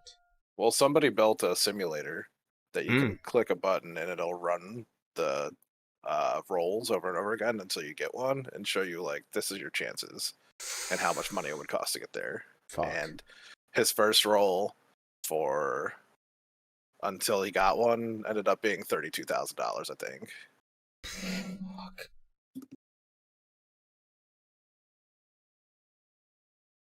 I can't, man. I seriously, I don't think I'm ever touching this game ever again. It's really gross, and like you mentioned earlier, it's just like, that makes me worried about 4. Yep. To be honest. I don't know. I mean, this is the whole thing about mobile games in general. Is just like, especially if they're free to play, they're going to try every which way to get your money out. Yeah, so, for sure. It's no different with this. It's sad because I like what's the shooter that Blizzard made? Overwatch? Yeah. I like Overwatch's like loot boxes. I think those are like pretty okay. It's all cosmetic. You know? Yeah, that's the thing. Is that they're all cosmetic, but it's just like when you get similar ones, and it's just like, oh, you get, I forget, I think you got coins and shit like that. Yeah. For another role, yeah. When you are paying to beat the game, that's when I don't like it. Yeah, essentially the pay to win aspect. Yeah. That's the whole thing about loot boxes. It's just like the one specific thing that a lot of people obviously don't like is the pay to win. The cosmetics one people can kind of look away from, but pay to win is obviously the big blemish on the game industry itself, because I think the perfect example of that, which led to the whole thing of loot boxes and shit being banned in Belgium and Netherlands, was Battlefront 2, Star Wars Battlefront 2, where when that game initially launched, it was kind of pay to win because it had loot boxes. Yeah, do you remember this? Yeah, because you could get the cards and stuff, I think. The cards were the things that got you better weapons and characters and stuff like that, where it's just like, yeah, just buy your way to greatness. But eventually they did fix that over time, and it took a good amount of time before Battlefront 2 got into the eyes of people who were like, you know what? It's not bad as before. But I think it led to the whole situation of I think Disney realizing that they can't give the Star Wars franchise to EA. So they're trying to give it to like other people to like expand it a little bit more. Yeah. Even though we got Jedi Fallen Order. No, sorry. I want to make sure like it's said that like more so like it's bad when it's a gaming advantage you're getting from buying something, but there's tons of games. I'm going to use League as an example because it's the easiest one to know, where it's free to play, and this is I think is fine. If your game's free to play and you're buying characters to unlock, that's fine. That they have a monetization thing for like buying characters. It's the same thing when like if Spider-Man came out and they were like, if you wanted to play as Dr. Ock, we made him a DLC character. You know, you got to buy that specific character for $2 or whatever. Things like that I don't mind. But when it's like, because Diablo Immortal has PvP in it, when you're getting an advantage over other people by paying for something to win at PvP, like better armor, so better weapons. Dumb. Yep. Yeah, it's just the advantage. It's all it is. Yeah. That's what I'm saying, is that like Diablo Immortal itself is like, I mean, everybody was worried about it from the beginning, you know, it being a mobile game. By, you know, originally the thought that like it was going to be the replacement of Diablo 4 was the big worry for a lot of Diablo fans. Yeah. But now it's become it became a whole different can of worms, where it's just like, no, it's a gacha game to the brim of microtransactions, and it's the grossest part of the gaming industry, where it's like pay for better items and shit. So, yeah. Like I said, I don't think there's going to be a point of me ever returning to this game. I'll probably do a wiki dive for the lore, but that's basically it. What's crazy is I played that one gacha game on PlayStation, Genshin Impact. And I actually put, I don't know, $20-$30 into it. I think I bought the battle pass at one point, so maybe like an extra $10, so 20 and 30 something like that. I got the character I wanted. I got the battle pass, which gave me some weapons I wanted. So like, it just feels like even if they would just tune their roles a little better or something to be more forgiving to people, you know? Because I don't know, it's wild that people would put that much money into a game. I don't know. Yeah, I mean, I guess like they wouldn't tune it because nobody cares if they're gonna put 25 million in the first, what was it, 2 weeks? Month? 2 weeks, okay. But my question is, was Genshin Impact, did it have any PvP? Or was it just PvE? I can't remember. Okay. Because this is the other thing, is that like that's why I kind of didn't want to play Genshin Impact. I think just overall, loot boxes does not really appeal to me, to be honest. Yeah, no, me neither. I got into that game because the gameplay itself felt good, and then of course I was like, there's this one character named Luke. I was like, oh, I definitely want this guy, so I tried it, and I think I put $10 in, and then I didn't get him. And then at some point I put another 10 in, and I was like, if I don't get him this time, I'm just not gonna like do it again. And then I got him, and I was like, okay, cool. I spent $20. Yeah. Yeah, Dude, I that's spent way more on League, kid. All right. that reminds me. Did you ever spend money on Fortnite? Oh, yes. I Mm. probably have like a couple hundred in Fortnite and maybe $2,000 in League, I think. Yeah, because I was about to say there's really no advantage you get from Fortnite, right? You just No, get it's all skins. cosmetics. Yeah, it's all cosmetics. Yeah. So I think that's where Fortnite can like kind of get a pass, but overall it's just like, yeah, this is coming from a guy that doesn't really play Fortnite. So if people are Yeah, not, it's all just to like be silly, you know. yeah, get your Darth Vader doing the shimmy shimmy with Rick and Morty and Naruto. I bought the battle pass for Darth Vader. Don't worry. What about Obi-Wan? Did you get Obi-Wan? No, I don't want to pay for him. Wow. I don't like the bundles that are like $25 for like a character. Like, Wow. good. Don't care about Obi-Wan. Yeah. Yeah, I like I said, I don't really care. I mean, it's funny because like the whole thing with the Capcom characters coming out, and you know, I'm on Twitter and I follow some people that really love like Resident Evil or Street Fighter, like Maximilian dude. He like loves I love him. yeah, he loves Capcom games, and then he's like, man, Fortnite is really trying to speak to me, and it's like fucking Ryu and Chun-Li or like Chris and Jill, just goofy shit like that. It's really funny, and then like someone made like a video of like Ryu with the boombox dancing with like Marvel characters, and like that's the title is like uh uh oh god, what was it? It was like the only Street Fighter and Marvel crossover you'll get in the next coming years, where it's like more versus Capcom crossover you ever get. It was just like this funny thing.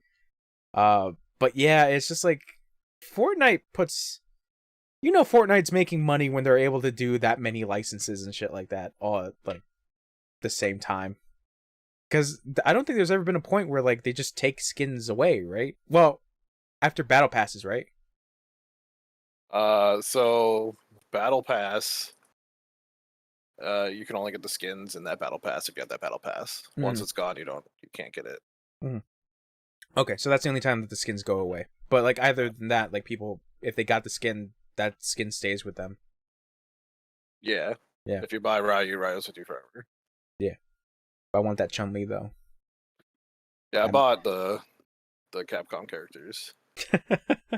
Got that Chun-Li. Did you get that Third Strike outfit or the Alpha? Is it Alpha? Yeah, it's Alpha.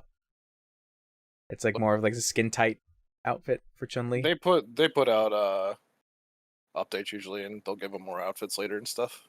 Okay. That is a nice thing that they do. Like if a new outfit comes out, it's automatically added to the character. There's no fee. Yeah, I think that's fair. I think that's fair. Because I don't want to buy two things, you fucking bitch.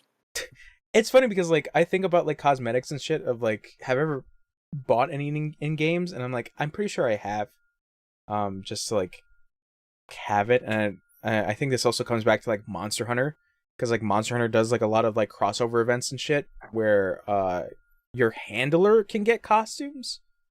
And there was one where like I kind of want to get that costume, and it is the Resident Evil crossover where like your hunter character can get like either Claire or Leon, and then your handler gets Mr. X.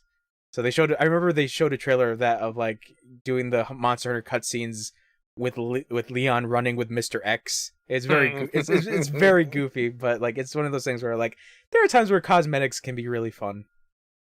Did you put money into oh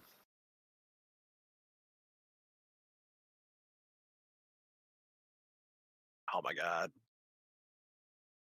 Devil May Cry? Did you buy the souls or no? No.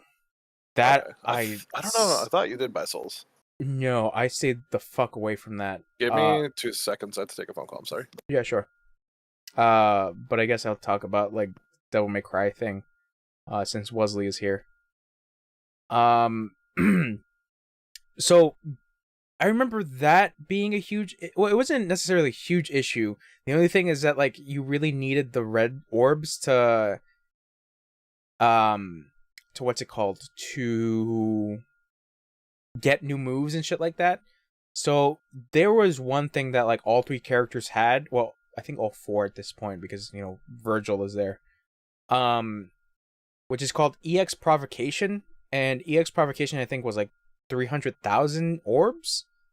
So there were people coming out with videos of like how to grind to get that because it was one of the most annoying things because it's so high. Was it 300,000 or like 3 million? I don't remember how much it was, but it was like a really high number. So like there were specific ways of like grinding to get to that, which wasn't too terrible, but like still, it's one of those gross things where like Capcom has a tendency to do that. Where that's where I remember about cosmetics and shit. Street Fighter V. Street Fighter V had a shit ton of costumes. I know, Wesley. It's crazy, right? Dude, it's insane how many costumes. Like, wow. You don't even know, bro. They got that Monster Hunter costume for Ibuki. That's for real though. They got that Asura's Wrath for Ryu. Well, no, not Ryu. It was actually Kage that got it. But yeah, they got that for Kage. And then they got what is that Mega Man character? I think they did Mega Man for Ryu, now that I think about it. Yeah, but that one was fucking crazy where, like, obviously Street Fighter V didn't sell super crazy, but I think they wanted to incentivize, getting some money back from this game that was, like, kind of half complete at the start. So they were like, here's costumes that you might or might not want. And stages as well. Where it's just like, you want a stage? You can either buy the pass or grind your way to like in-game currency, and you could pay for these things with in-game currency. And like getting the in-game currency was like an actual grind. So that's why most people just bought the pass. Because like that was the thing, is that like you had the opportunity to buy like characters that were like part of a season, but you would have to grind it. And it's just like, it was, because I think there was a point where like Alex from Street Fighter 3 was in Street Fighter 5, and like he was part of a season pass, but like I was like, I don't know if I want to buy the season pass. But kind of have to grind for a good bit. Now I think about it, I think Ibuki was part of the season pass. Wow, Street Fighter 5 was weird. Get have for Street Fighter 6. But yeah, either way, but like Capcom in general has like pretty bad DLC shit where it's like here's an option that you can pay, but if you're gonna try to do it in game, it's keep it in mind. It's gonna take you a while to get this specific thing, and that was specifically Devil May Cry 5, because like that was the one weird thing when I saw like the add-ons for DMC5 was just like buy more red orbs, or and I think you can only buy it once and that's it. Or unlock the super versions of each character, so you can get like Super Nero, Super Dante's, Super V, and I think also Super Virgil once Virgil came out. And pretty much those are like the crazier versions of those characters where they don't lose any devil trigger, and I think like they're more crazier to handle, but you can unlock those characters. But like I said, it's one of those things where it's just like Capcom being a little slimy.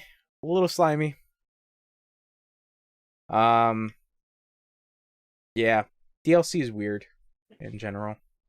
DLCs are weird, to be honest. Yeah, you remember the concept of like when a DLC came out? You're trying to understand it at the beginning.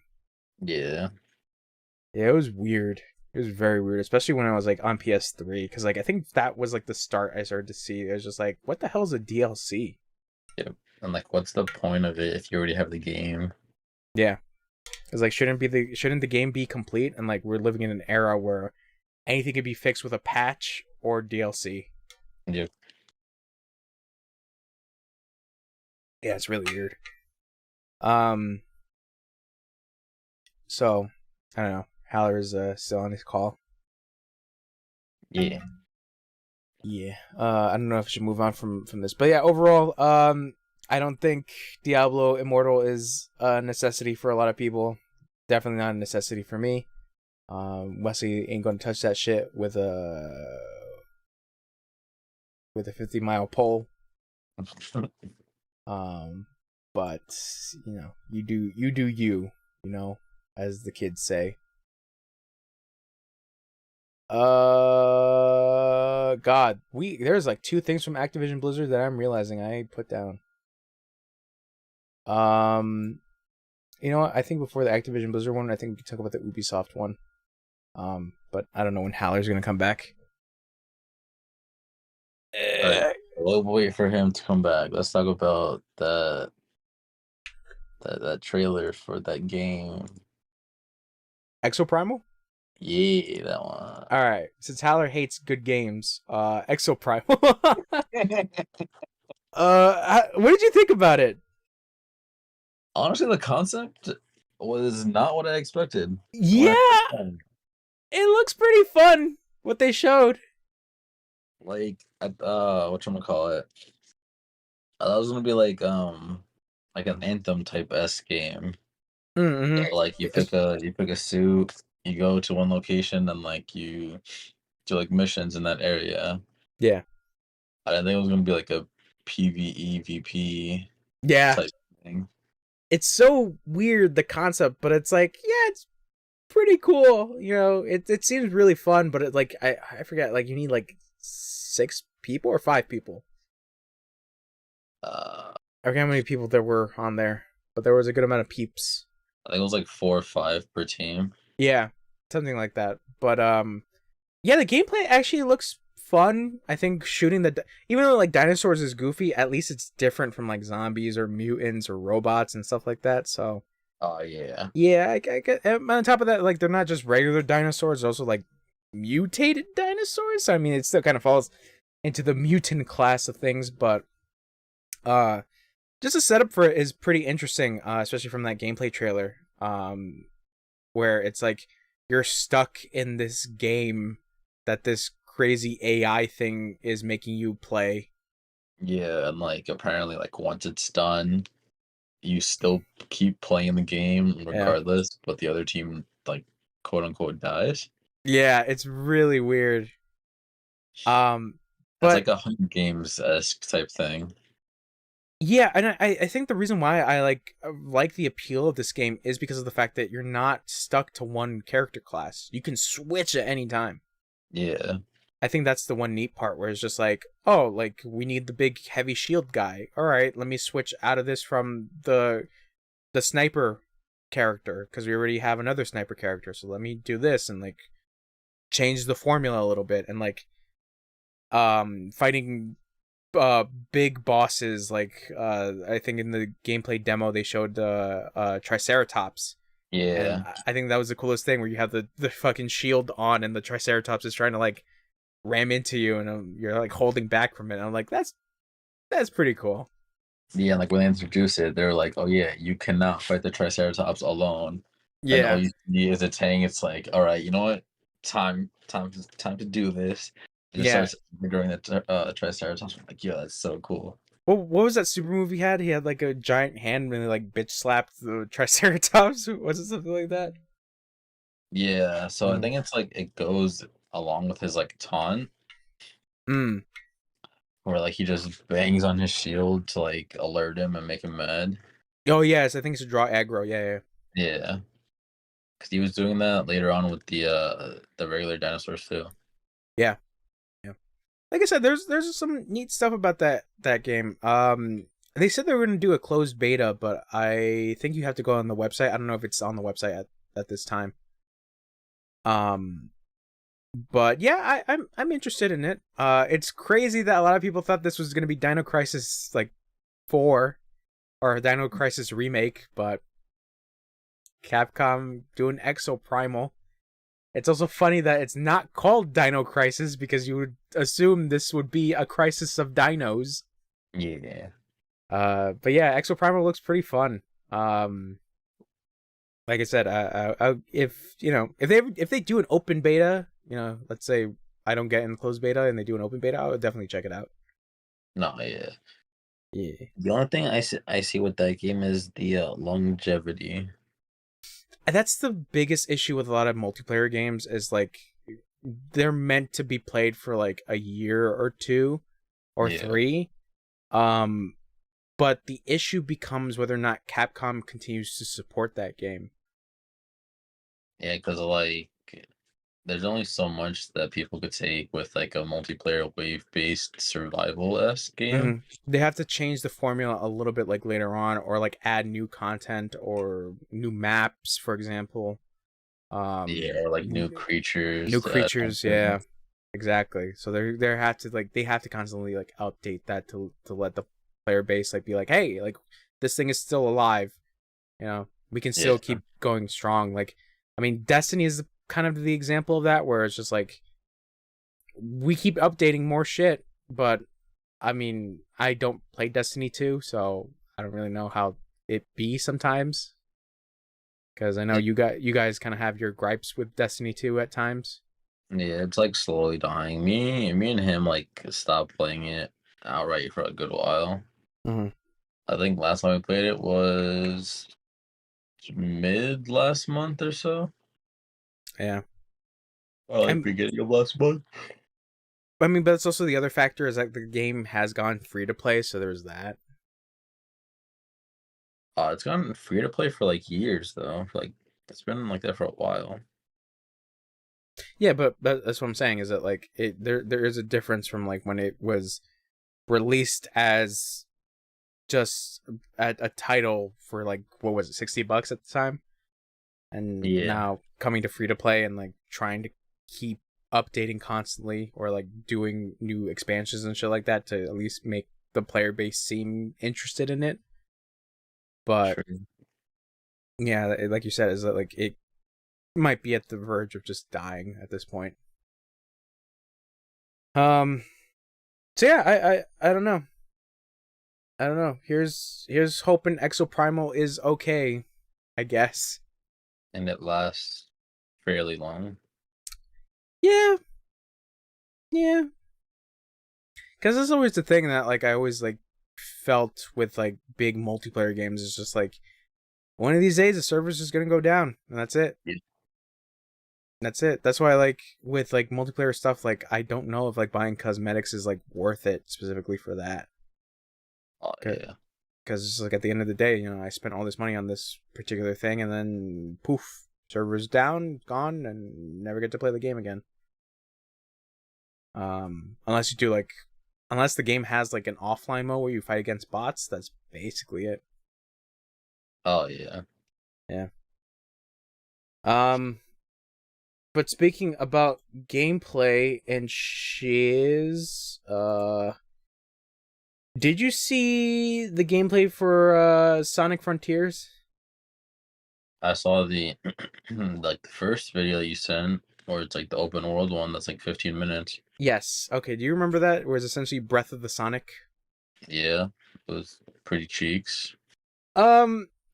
So Wesley, how would you feel if I were to tell you that the creator of this game, or specifically the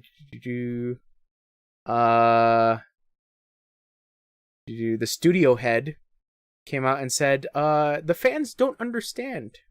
They just don't understand the game. How would you feel about that? That you didn't understand this game, the complexities of this Sonic game.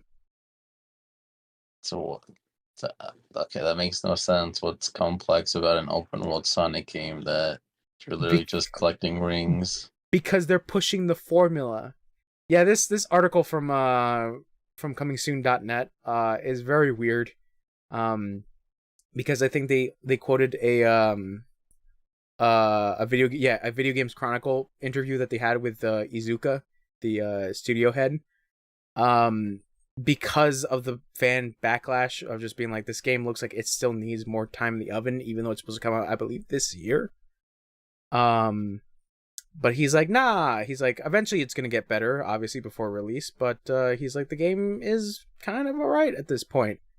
And you know, it's doing the open world stuff with Sonic, and this is the first time it's doing open world stuff.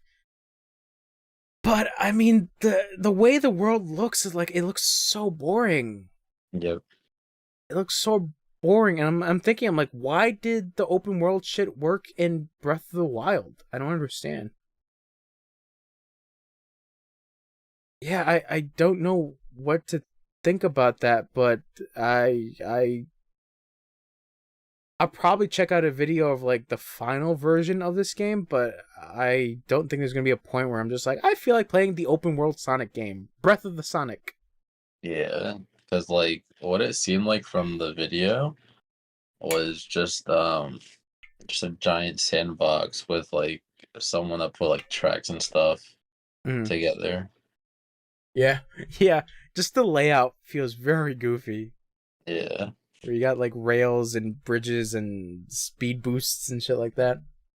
And just like random puzzles here and there. Yeah, and also towers, which obviously is an open world thing to do. You have towers. To like open the area. Yeah. So it's like, yeah, they're doing the open world element shit, but it's like, I don't know, like to have it in a Sonic game, obviously it is different because they can't keep doing the same Sonic formula of just like racing with Sonic against time, and it's just like, yeah, it's like, but we've done this in the other Sonic games. I can understand it from that standpoint, but it's just like, I don't know. Like I said, I'm not too interested in this game, to be honest. I'm not a huge Sonic fan, so I don't really have a say on this, because there are big Sonic heads that are like, that were the ones that were complaining about how the game looks. But yeah, I'll just see a video of the full release and I guess give my thoughts on that. But what was the previous Sonic game that came out before this? I think it was wasn't like the remaster.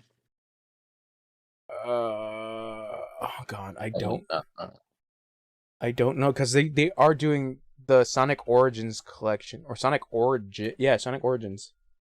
But I think that's coming out. What? It came out today? The fuck?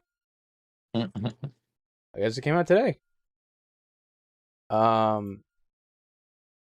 But that's the remastered of the older versions. I mean, like a new Sonic game, in a sense. I want to say it was Forces,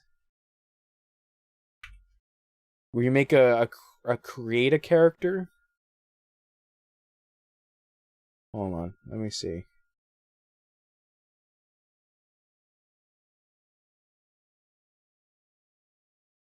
Yeah, Forces was the one before. Yeah. I think Forces was mixed in its reviews. Some people liked it, some people didn't, but yeah, you created your own Sonic OC. I guess you can have fun with that. But yeah, basically the whole interview from the Video Games Chronicle with Izuka was just like, I wouldn't say it was tone deaf, but it's just like, I kind of get it from his perspective. It's just like, it's a project you've been working on, and obviously for people to shit on it so easily is something you can get annoyed with. But at the same time, it's just like, there's nothing that's really appealing about this game. Yeah. So it's like, it's one of those cases, like, do you listen to the fans, or the fans can say whatever the fuck they want, but at the end of the day, you have final word on it, so fuck the fans. Yeah, exactly. Because, like, if it doesn't come out good, or, like, what they intend for people to, like, I guess think, then they're virtually screwed. Basically, yeah. Yeah, basically, because I don't know, like, I feel like the Sonic series is in such a weird position, because Sonic is a very well-known, and I would say somewhat of a beloved character, just as much as Mario. But the games haven't been necessarily a hit with a lot of people. A lot of them have been like kind of middling to okay. I mean, people really liked Sonic Mania, but that was a game made by fans that Sega approved, and I don't know whether or not those guys are going to come back to do another Sonic game. So, but that was more in the line of like traditional 2D Sonic. Yeah. While 3D Sonic in general hasn't really been that great. I think people like Colors. I think that's why that got a re-release, but yeah, I can't really think of a 3D Sonic game where people are like, yeah, this is fucking great. Oh, Generations, kind of. We had a combination of both Chubby Sonic and Sleeker Sonic. Hi. Hi, Haler. Welcome back. We moved on with the news. We talked about Diablo Immortal being gross and disgusting and talking about DLC being weird. And then we talked about Exoprimal, the gameplay preview. What do you think about Exoprimal? I don't particularly want to play it. All right, well, good thing me and Wesley talked about it. And then we talked about Sonic Frontiers, about the studio head coming out saying that fans don't understand about the game. If the fans got a feel of the game, maybe they might understand. But that's fine in my opinion. I think if he really thinks strongly that the game's going to succeed, then gotta put check it out and see if it's good. Gotta put all your money in that Breath of the Sonic. That's all you gotta do. But I was telling Wesley is just like, I don't think I'm gonna get this game day one. Obviously, I'm not a Sonic? I'm not a huge Sonic fan. I'm not buying that game at all. I'll watch other people play it. Wow. Hate for Sonic. I don't want to put money into trash, dude. But you don't understand. You're part of the problem. I probably don't. Again, like, it might be great when someone else plays it and I see it and I'm like, oh, okay, then I might buy it. But until I see further proof it's good, I don't want it based off of what I've seen now. I think I mentioned this like when we saw the trailer for the gameplay stuff, is that like it looks like that 3D rendering of Mario in like Unreal Engine 4 running against a realistic deer. Oh, okay. Yeah, I'll send a thing later. But yeah, the game is very weird, and like obviously from this article, because it was taken from a Video Games Chronicle interview. He is very adamant at the fact that like this game is going to be pretty good, and it's just like, you're putting all your eggs in one basket right now. So I mean, you put those eggs in there, but don't be surprised if like those eggs come out broken. Yeah, there's that. But I think from where we can continue on from that, we talked about Exoprimal. I'm trying to think, which one should we talk about? You guys want to take a choice of what else we should talk about? What else we got? Assassin's Creed. Yeah, we can talk about the Assassin's Creed one. So a person on Twitter by the name of Access the Animus, just did a little bit of analysis for a thing that Ubisoft pointed out for like a celebration or basically the anniversary of Assassin's Creed. Pointing out that like some screenshots that they put out look higher budget and might lead to a remake. On top of that, there is also a screenshot of September 2022 about the future of Assassin's Creed and the special event happening for that. So there might be an Assassin's Creed 1 remake. You guys play Assassin's Creed 1? Nope. Okay, what you know about the Assassin's Creed 1? Nothing. Okay, it's a very jank game. It's very jank. I remember I got stuck at a point where I was just like, I don't know where I'm supposed to go for my mission, and then I just stopped playing. Really? Yeah, that happened. I didn't feel like it was too bad when I played it back in the day. It'd be jank. I mean, I played the fuck out of 2. Don't get me wrong. I played the fuck out of 2. I got all. I think I got all those games. I got all those feathers. You remember the feathers? That shit was dumb, but I got all of them. Yeah, I don't know. Like, this is the weird thing. If they were to do a remake for Assassin's Creed 1, what do they do? Do they do, like, the new combat stuff for Assassin's Creed? Where it feels like more action RPG? Probably, yeah. I mean, they could. Are we talking remake or remaster? Possibly a remake. Or maybe a remake. If it's a remake, they do the new combat. If it's a remaster, no. They'll use the old combat. And just make better graphical update, possibly, hopefully. Yeah, I don't know. I don't know. This would be a weird one. And then on top of that, I remember Ubisoft talking about the future about Assassin's Creed. Oh, so we should find out in September, huh? Yeah, September is where they put down the anniversary date. But like I said, the Twitter account Access the Animus was like pointing out that they put up a new logo for Assassin's Creed Original, and basically like the images that they put out, Ubisoft look very higher res and better. So that's why it leads to speculation of it being a remake. Yeah, I forget where my train of thought was going, but I don't know about Assassin's Creed 1 being remade. Like I said, we're living in a weird era where everything's being remade. I would buy Assassin's Creed 1 and 2 remade.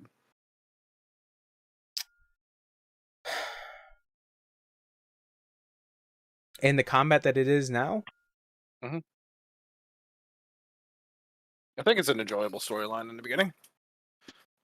I had fun. I mean, it is interesting. It is interesting. But I didn't really care for Altair, to be honest. Oh, I liked him. Yeah, I didn't really care for him. I mean, obviously the poster child was Ezio once Ezio's story came out. So, because Ezio got fucking 2 other games afterwards. I don't think any other Assassin's Creed character has had an expansion like that besides Ezio. Yeah. But yeah, if they were to do a remake of 1, I would be interested. You know, I have the ability to play 1, but it's hard because it's a very early like Xbox PS3 game that is just like, yep, this was the Xbox PS3 game.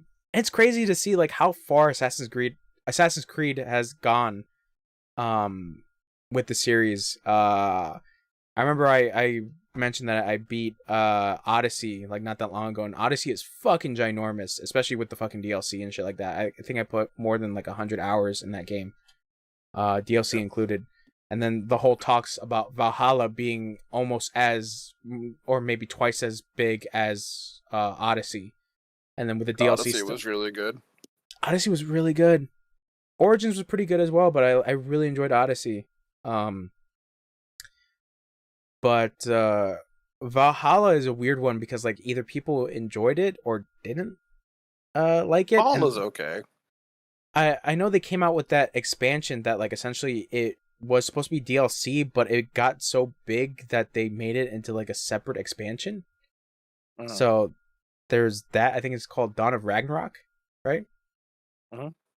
So I don't know how that is. But yeah, the one complaint that I've been hearing about people talk about for like the newer Assassin's Creed stuff is that like the maps are too big and people don't really like the giant maps.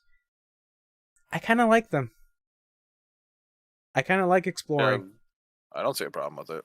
Yeah, I kind of like exploring, to be honest. How else are you gonna make a new game bigger and better without making it bigger and better? Better, yeah. I think the one annoying thing about Odyssey was like how big it was, and like one of the achievements was just like explore all the things in the map, and I'm like, okay, and I was like searching for like this one little tiny island that you couldn't see on the map. Yep. And that became the little annoying bit. But that's when you start using Google. That's what I did, baby. Yeah. I use that Google. When I'm going after a trophy, it's all gloves off. I'm looking on Google, buddy. Yeah, if there's an easier way to do it, because it's just like the amount of exploration is fun, but when there's a certain task that you got to do, it becomes less fun because it's just like I just want to complete this task and that's it. No, 100%, man. Yeah. So I want to check out Valhalla, but I'm still off the Odyssey high that I had because like I said, I delve into Odyssey like so hard. So Did you buy Valhalla? yes, I have it physically over here. Okay. I was gonna say if you didn't buy it, you could have gotten it on PlayStation Extra, where all the games are downloadable. I can't believe you're shilling again. You shill so much. I love PlayStation Extra, dude. It has both the South Park games where I fell in love with South Park was PlayStation Extra. Only $100 a year. PS5 titles and PS4. I don't. I lost my train of thought. No, because like I bought Valhalla because it was like super cheap. I don't even know what you're doing. I can't even it's see. an egg hatching. I wanted it to get caught on camera, but okay, it's very sad. I bought Valhalla because like it was going down like super cheap. I think I got it for like $15 for PS5. So I was just like, fuck it, might as well just get it. Oh no, yeah. When it's cheap, like definitely. Yeah. But like I said, I'm coming off that Valhalla high. Excuse me, that Odyssey high. And then on top of that, like not that long ago, there was like the PS5 updated performance thing for Origins. So like Origins going to be running at like 60 for like PS5 users. They would think it was the same thing with Odyssey, but Odyssey had like 60 frames like way beforehand. Oh yeah, that reminds me. That's what I was talking about before, like the future of Assassin's Creed, where they were talking about it going to like somewhat of a free-to-play thing happening. They were going to call it Assassin's Creed Infinity. I think the concept was supposed to be like a free-to-play kind of experience, but like they never went too crazy in depth of like exactly what it was going to be. Yeah, I hope they never do that. I don't know, man. Assassin's Creed is a weird one because like I as much as I really liked Odyssey, it's weird because like I really enjoyed the characters. I liked the setup with Cassandra and or Alexios's whole story where it's just like, oh, who they are as a human being, but then the goofy animus shit still happens where, you know, you got to find the pieces of Eden and it's just like, man, I did not give a fuck about the real world shit. I only gave a shit about Cassandra because I love Cassandra. I love that character. Great character. Yeah, if you haven't played Odyssey, I highly recommend it. Odyssey is a really good time. Yeah, I don't know. I haven't been into Assassin's Creed in a while. Valhalla is the first one I played since Brotherhood. Wow, damn, that's a huge skip. Yep. That's a very huge skip. That means you missed out on 3, 4 being kind of my favorite as well. 4 is good. What was the one that came after 4? Well, the one that came before 4 was Rogue. No, that's a lie. There was 4, Rogue, and then Unity. Was it Unity? Yes, the right? minigame one, Assassin's Creed like China. Oh, China, Russia, and India? The side-scroller ones? Yeah. I have those, but I haven't gone through those. They're not great. They're also not too bad. Like good time wasters. I'd play it on my phone if it was a phone one. Okay. Yeah, Unity. I think Unity was one in France. And then Syndicate was actually pretty good. Where they're all in England. Where they're all part of England. Come on, England. Get the goals. Shoot the football. I really liked Syndicate because of the whole background thing of like your band of hoodlums is your gang and use your gang to your advantage, and I'm like, that's cool. And then you could switch between the male or female protagonist. And I thought that was pretty neat. And yeah, after that was Origins and then Odyssey. I played pretty much all the Assassin's Creed games except for Brotherhood and Revelations.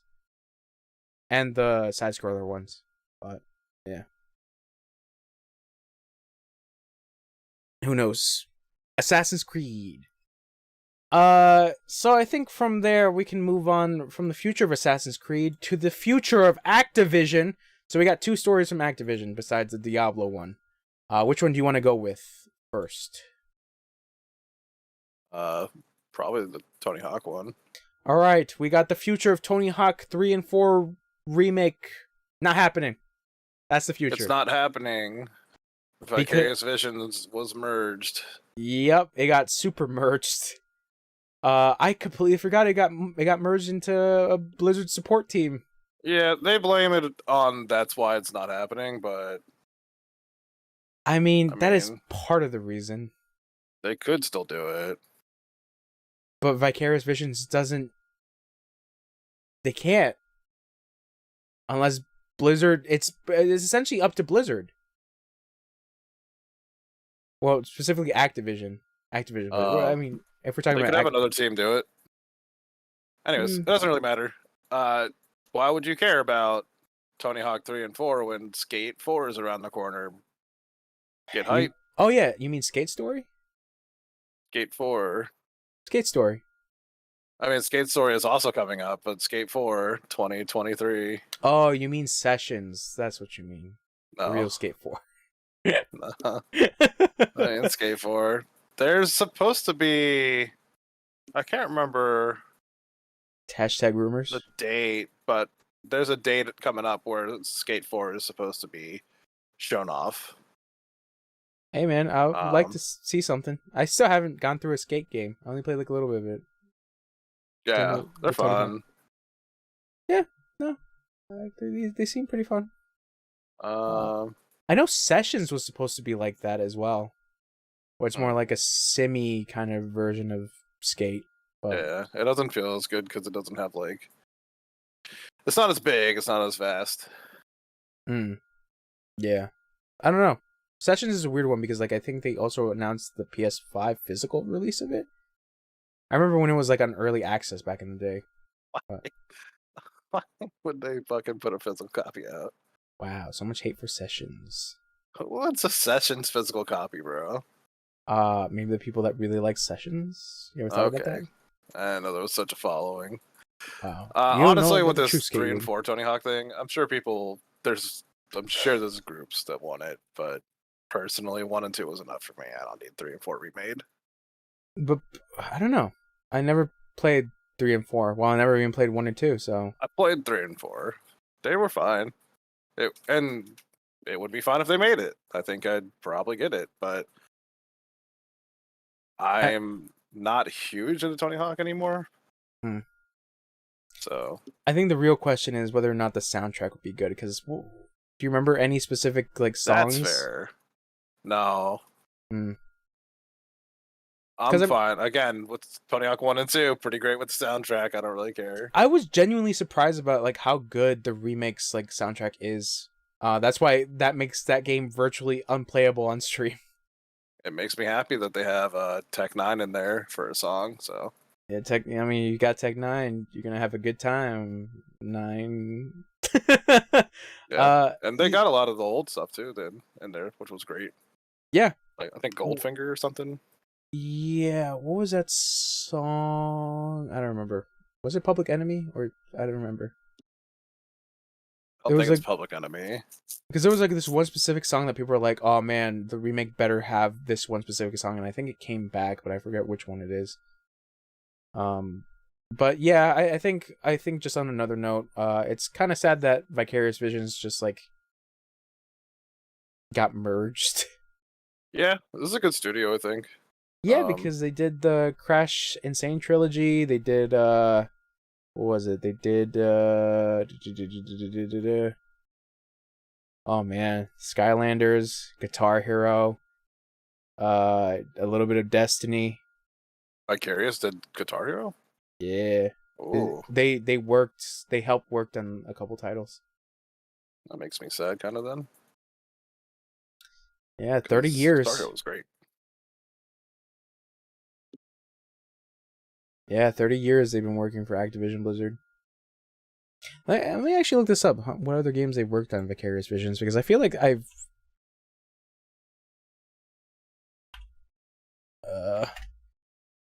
Insane Trilogy, obviously the Tony Hawk games, Skylanders, Islanders. yeah, Crash, Nitro Kart, Thug 2, Tony Hawk's Underground 2, a lot of licensed games. I'm realizing, but a lot of Tony Hawk games though. Yeah. Yeah, Guitar Hero, Aerosmith, World Tour, Guitar Hero 5, Ultimate Alliance. Yeah, they were. Ultimate Alliance, nice. Oh, Diablo 2 Resurrected. Yeah, Vicarious Visions. Didn't they work on Warcraft? Remake, I thought. The Reforged one? Yeah, they might not have. I thought they did. I don't see it on their listing. No. No big deal. Alright, but that's actually kind of sad that Diablo 2 Resurrected. That was their last thing they worked on before being folded. So yeah, R.I.P. Vicarious Visions. But you know what is not RIP'd? Well, what Activision Blizzard is trying to RIP? Their allegations for for misconduct and sexual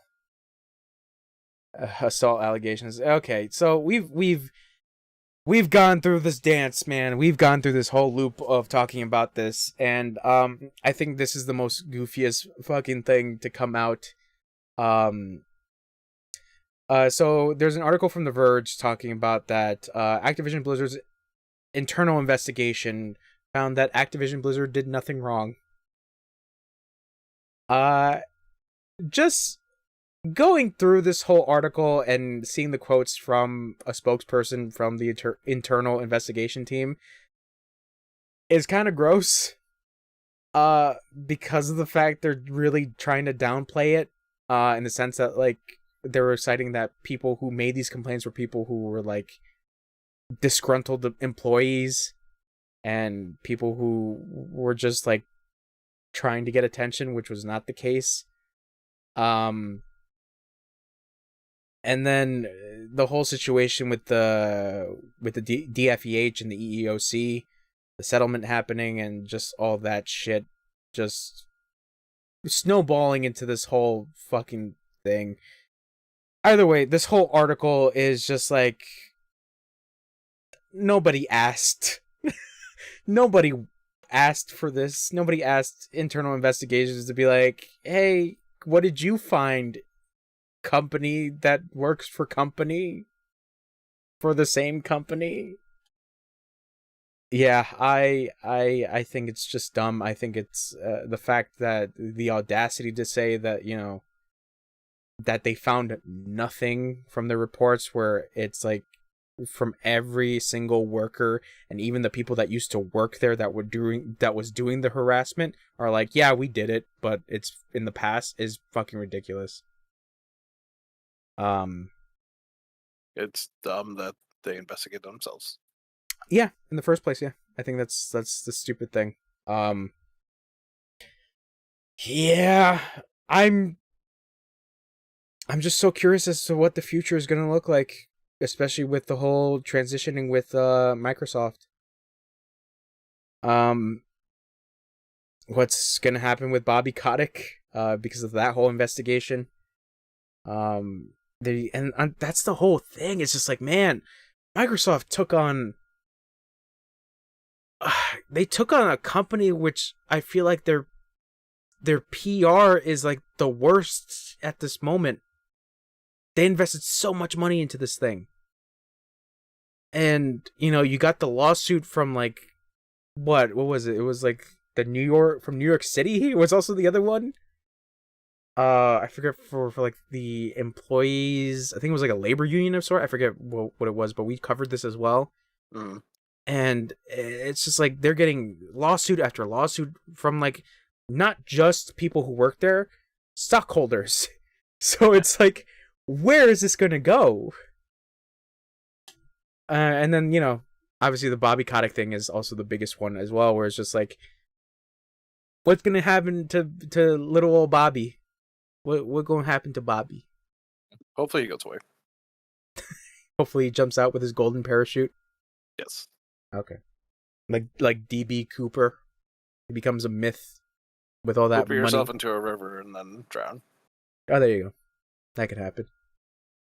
But yeah, it's crazy that like this whole internal investigation happened, and like there have been reports and allegations and shit like that from people who are like, the stories of, for example, stolen breast milk, cube crawls, the Cosby Suite, higher employees harassing lower employees, that one person killing herself. Yeah. It's like, Jesus fucking Christ. It's all there. But I think the bigger question is like, who did internal investigations talk to? Who did they talk to? The CEO and other people in power and just them, not employees? Because I feel like I was saying, is that like they were talking about how like they try to write off a bunch of employees making these allegations as if they were like disgruntled, and it's just like I don't think they interviewed anyone that was an employee. So besides being in a higher position, but it's just like, goddamn, don't do this. Don't do this. Pretty shit situation. Yeah, it's pretty bad.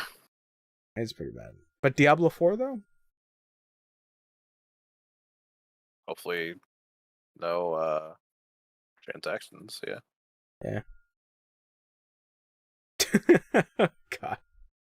What? Yeah, it's just like it's so crazy with this situation. Yeah, I mean, I used to love Blizzard. I'm starting to just not care about them anymore, which fucking sucks, but I don't care about Diablo. I don't know, man. They're starting to make me not care about Diablo, bro. Wow. Especially with Immortal being Immortal. 3 was like their stepping down situation, and I was like, they'll pick it back up. You know, they'll get it. They'll fix it. And 4 looked like they're gonna fix it, and then Immortal was like a hard fucking left, dude. Yeah, because like when we talked about like Immortal might having transactions, you know, coming off that article about the Diablo making 24 million, part of the article states that like Blizzard has promised Diablo 4 won't be monetized in the same way. But I mean, how you're putting it down is that like there is speculation that it might happen regardless. The way people say that somebody promised, they might have taken it that way themselves. Like that was a promise, but they've never promised or ever said we promise. Because I'm about to say, because like this is like the same example for Marvel's Avengers, where they were like no microtransactions, and then you got loot boxes for cosmetics and shit like that for that game. Yeah. So I mean, I don't know. It's weird. I might not actually buy Diablo 4 day one. I bought, Diablo 1 and 2. I fell into because of my brother. Like we bought Diablo 2 day one. Diablo 1 was one we learned about like over time. We never had it like day one. Yeah. So like everything from Diablo 2, obviously 2, 3, bought them day one. Diablo 4 will probably not be a day one buy for me. I'll probably watch a video on it to see if there's transactions in it, because if there are, I just don't want to be a part of it. Yeah, that's fair. They're probably going to do DLC for it, because like how each Diablo has they'll definitely do DLC for like an expansion and shit like that. Yeah, but that still doesn't mean they won't monetize other things, you know. Yeah, that is true. I will say, if this is bad, I don't think I'll want to buy anything from Blizzard anymore. I think I'll just be done. Okay. Yeah, that's fair. Your money, your decision. No, of course. So yeah, I guess just to move away from that toxic shit. Speaking about development in studios that Microsoft owns. So Todd Howard has confirmed they're going to start work on the Elder Scrolls 6 and Fallout 5 after they finish with Starfield. So we're going to have to wait until 2026 till we get a reveal for Elder Scrolls 6. It's about 6, man. I'm excited. Yeah, I mean, Elder Scrolls is pretty alright. Pretty good. I mean, I started with Fallout, but that's just me. So I'm hoping Fallout 5 is better than Fallout 4. I started with Fallout as well. I didn't play Elder Scrolls until after Fallout. Fallout 3 was my first Fallout. And people like Fallout 3. I mean, obviously people like New Vegas, but New Vegas is a different story. But I don't know. This is also the weird thing about like Starfield, because we talked about this like before in the last episode of like, you know, what they showed at the Xbox press conference. It's just like Starfield it becomes this whole thing where like the formula for open world RPGs from Bethesda have just looked all the same. Like Starfield looks no different from a Fallout game but in space. And it's just one of those things where like the game doesn't really appeal to me. I mean, the freedom to make certain like dialogue choices and stuff like that is interesting, and like essentially making your own path for your character is obviously the interesting part as well, and building a ship. But other than that, like gameplay is just like shoot dudes, collect items, and that's it. Maybe build a base. Shoot dudes. But like I don't know, like I really enjoyed Fallout 3. Fallout 4 was kind of a disappointment, especially with its story. You know, I did like some of the characters, but yeah, Fallout 4 was just very meh. Some of the DLC was okay, you know, especially with the synths. But I really have nothing else to say about like Bethesda games, open world RPGs. So who knows? But yeah, that's what Todd Howard said. They're doing Elder Scrolls 6 and Fallout 5 afterwards. I'm excited. I think it'll be fun. Yeah, I mean, everybody likes a good Fallout game. Hopefully, if it is good, that's what I'm saying. I also like how when we talked about this was revealed, Fallout 5? Yeah. Fallout 5 was revealed that it was going to be happening after you had said, I don't know if they're going to do another Fallout because of Fallout whatever 76 underground thing. Yeah. And you were like, I don't know if they'll do another one. And then we just talked about it, and then they were like, Fallout 5, and I was like, yeah. Yeah, because what's interesting is that I completely forgot that Elder Scrolls 6 was announced in 2018. Announced? They announced it, yeah, with a little teaser. Did they? Yeah, they did. They showed like a shot of like the world, but that was basically it. I think it was just like an image of like the world, and that was it. But I remember him being very like, oh, Wes is alive. Yeah. I thought you were. Are you on your bed now? Oh, I'm reheating pizza. Yeah, they showed this like a long time ago, but like this was like way before they had like anything for Starfield. They just had a logo and that was it for Starfield. Yeah. And then now they have like gameplay, but like it still looks a little rough around the edges for Starfield. Wait, they have gameplay for Starfield, okay. Yeah, did you remember? I thought you were gonna say Elder Scrolls 6. I was like, No. Where? Nah, the Elder Scrolls 6 thing was just like an open field with like enhanced graphics, and then like teasing the world. The logo. Yeah, them being like, it's happening. Yeah, that's basically what they were saying. But yeah, it's also another thing about like Fallout 76 development, specifically like now and where it's going, because I think in overall consensus, I think a lot of people have said like still Fallout 76 is not a great time. You know, there are people that still like it, but I think overall there are some people who are just like falling off the game. So I think maybe might be a good time to at least come out with a single player Fallout game. But Who knows? And that's the thing, is that like I don't know anything about fucking Elder Scrolls Online. Like, are there people still playing? Because that's also a different case of like Elder Scrolls Online. You remember all the good Elder Scrolls game? Here it is all together in online form. I don't know. It's weird. So yeah, they're doing that. They be doing that. It do be. They do be doing that. I should probably revisit those old Fallout games. I heard they're actually pretty good. Yeah, you love it. But you know what's old and possibly good?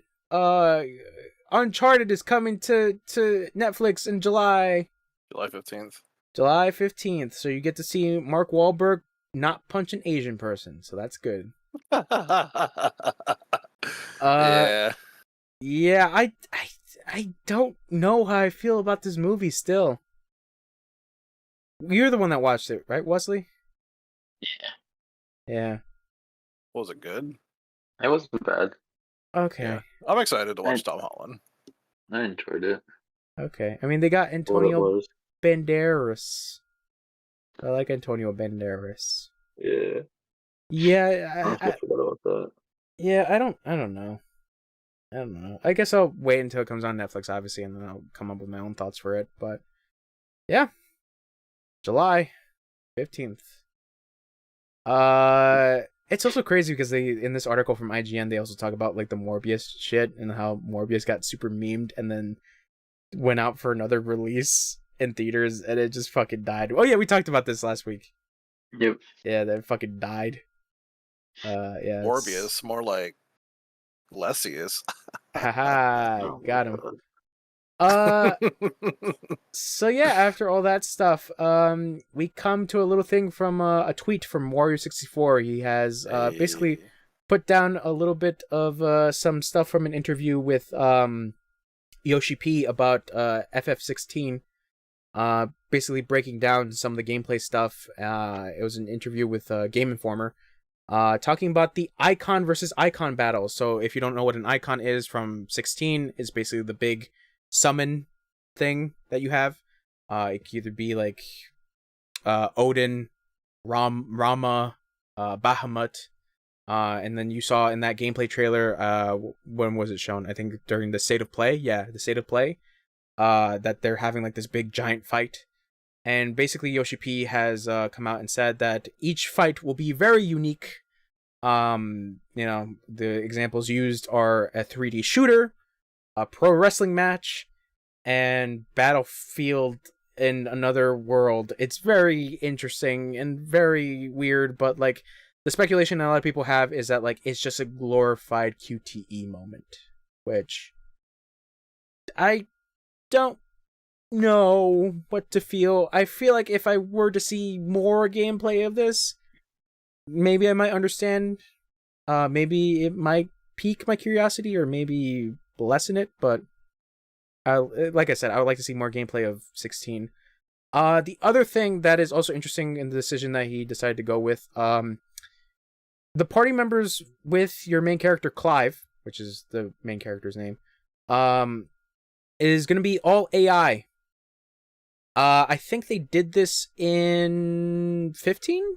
I think all the characters in 15 were AI driven, but you had the ability to control them as well. I don't know. I don't know. Yeah, I don't really know if I like that either.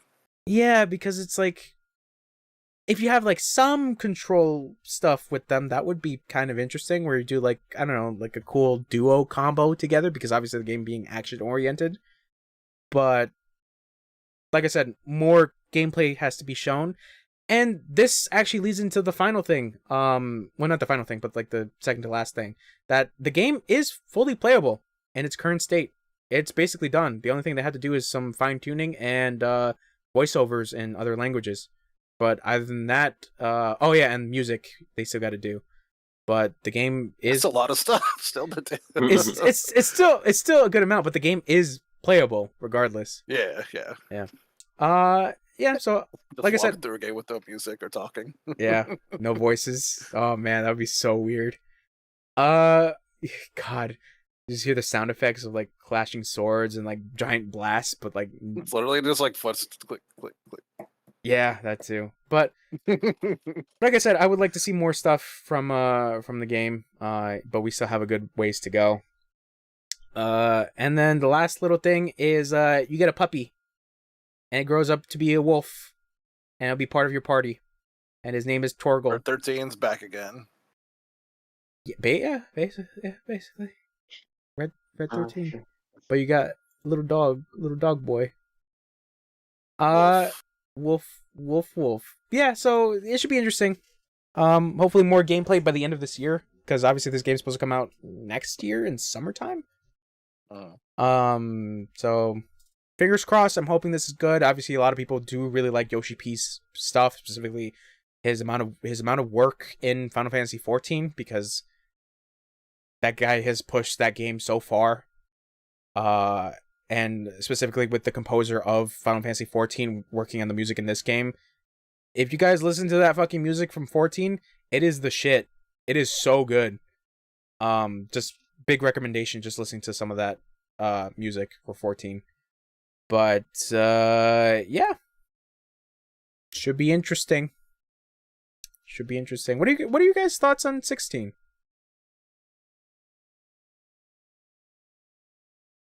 Visually, so far, it looks really good. Yeah, it looks really flashy. Yeah, that's also the other thing I wanted to point out is like the original trailer that they showed, I think was using the engine of 14, and I think they just updated it for like the state of play because it looks vastly different. So I'm glad they actually changed the engine because it looks way better now. But yeah, any other thoughts? Not really. I mean, I'm probably gonna play it at some point. Probably not day one. Because you played 15, right? Was it? That was the only Yeah. Final Fantasy game you played? I've played 10 and 10 too, but I've never beaten them. Okay. And you, should Haler? go through 10. I played Crisis Core back in the day. Oh God.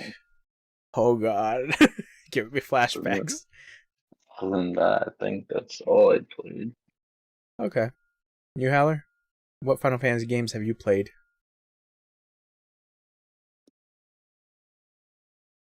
Like all of them. Okay. That actually I went through like 1 through 7, all those.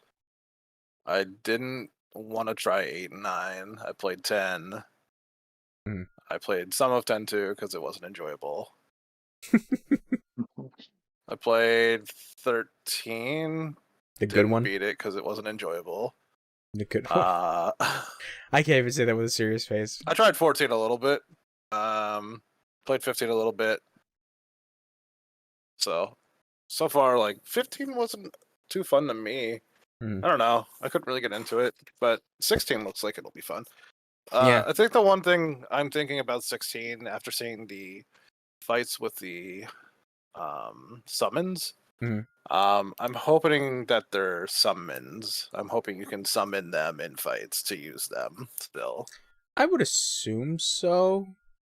But I don't know, like 15 From seeing them fighting like that, I was like, oh, are you going to only be able to use them in like those things, or so like in cutscenes, but like you get to play as that. I don't know, like this is a weird thing, like right.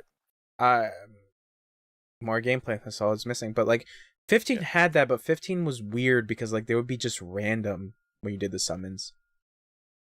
That's what it felt like most of the time in 15, because you had the ability of summons, but it was just at a random moment in battle.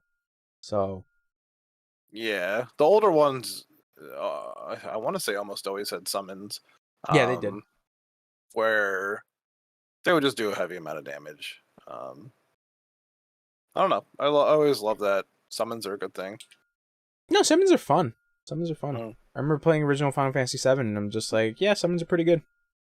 Even with table, yeah, I mean that's God, I keep hearing how good that is, and I still have not seen the entirety of that. Actually, it makes me a little keen on playing FF7, but on PC, doing like the visual upgrade version of it, because there's a mod for that. But that's besides the point. But I mean, like in FF7 remake, you have the ability of summons as well, and they're very flourishing summons that kind of stay with you for a little bit while like beating a enemy's ass. Yeah. Yeah, 16 is a weird one. It's very weird. I think just because of the fact that like there's not a lot of full information on it either, so. Yeah, I mean, because of the story like having a very darker tone, it's like one of those games that like seems very interesting to me because of the fact that like there's not that much about it. Like there's so much, like you said, there's not that much behind it. Like I want to know more about this mystery of this world. Like obviously our main character, because I remember from the first trailer that they showed that you have a younger version of the main character and you have the older version of the main character. So like there's going to be like a time skip ahead in the game of like to see how the main character has gone from this point to possibly a shittier point in his life.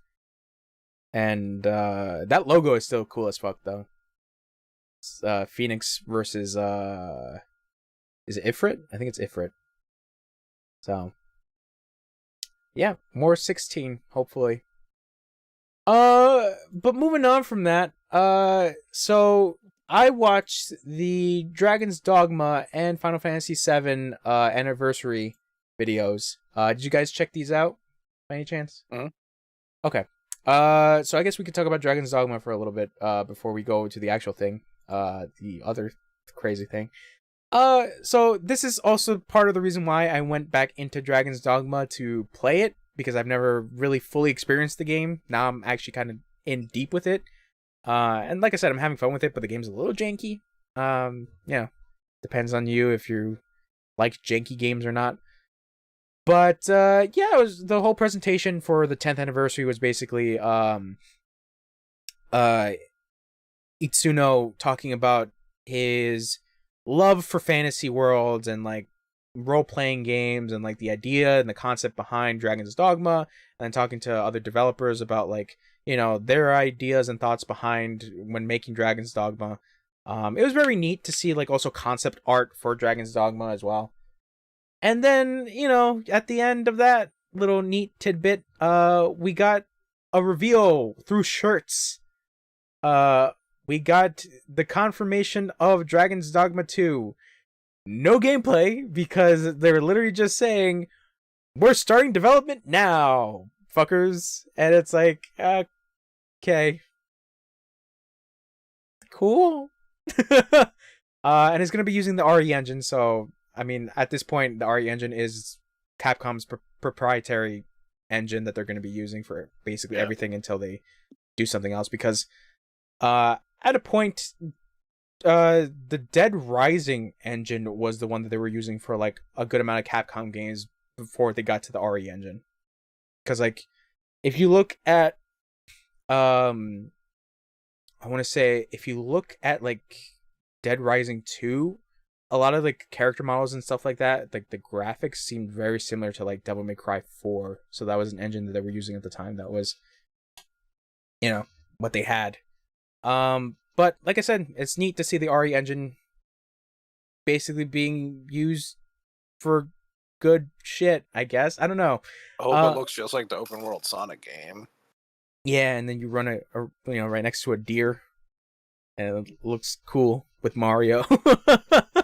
I mean, the RE engine is a really good engine, to be honest. It's visually impressive. The only thing is that, like, I hope they fix a lot of, like, the gameplay stuff for Dragon's Dogma. I think that, like I was mentioning before, is, like, the gameplay is pretty fun because, obviously, it's this janky action game. But there's so many things that they can fix, like, obviously, making the world a little bit more interesting, the quests more interesting, even the story that's more interesting. The other thing is, like, your pawns, your AI companions, being interesting because, like, essentially what they're there for is to remind you about like quests and stuff, or like the world, or like just give you reminders and hints. And it was funny to see Itsuno talk about that, being like, oh yeah, the pawns were like kind of human like, and then, you know, the whole basis of the pawns was just like, is my pawn cute enough? You know, because we wanted people to have the advantage of like creating their own companion. And I'm like, you're missing the marks, my guy. Like, nope, I don't give a shit about that. Like, I just wanted a good AI companion, or like a good companion to have. At least an interesting one. But yeah, there's, like I said, there's like a lot of things they could tweak in the world. And then I think one of the concepts was like this crazy looking monster thing, which I'm hoping shows up in fucking Dragon's Dogma 2, because it's like this giant thing with a tail and a weapon. It looked really weird, but it looked kind of cool. So yeah, Dragon's Dogma 2 now in development. You gonna play that Dragon's Dogma? But on PS Extra? Is it on PS Extra? I think it is. Yeah, it might be. I mean, you can always get it for PC and play it in 60 frames per second. No, my PC doesn't do that. But it's like $5. Oh yeah, your PC bricked when you were playing GTFO. My PC is a fucking League Simulator, bro. Oh! League and Golf with friends. That reminds me, I tried a little bit of Golf with friends. Yeah. I played a little bit of GTFO. You like it? Mm-hmm. I think it's alright. Okay. I don't know, it's not really speaking to me, to be honest. That's fine. At least you played it on the free weekend. Yeah, I think that was one good thing. I don't know. What was your thoughts on it, Wesley?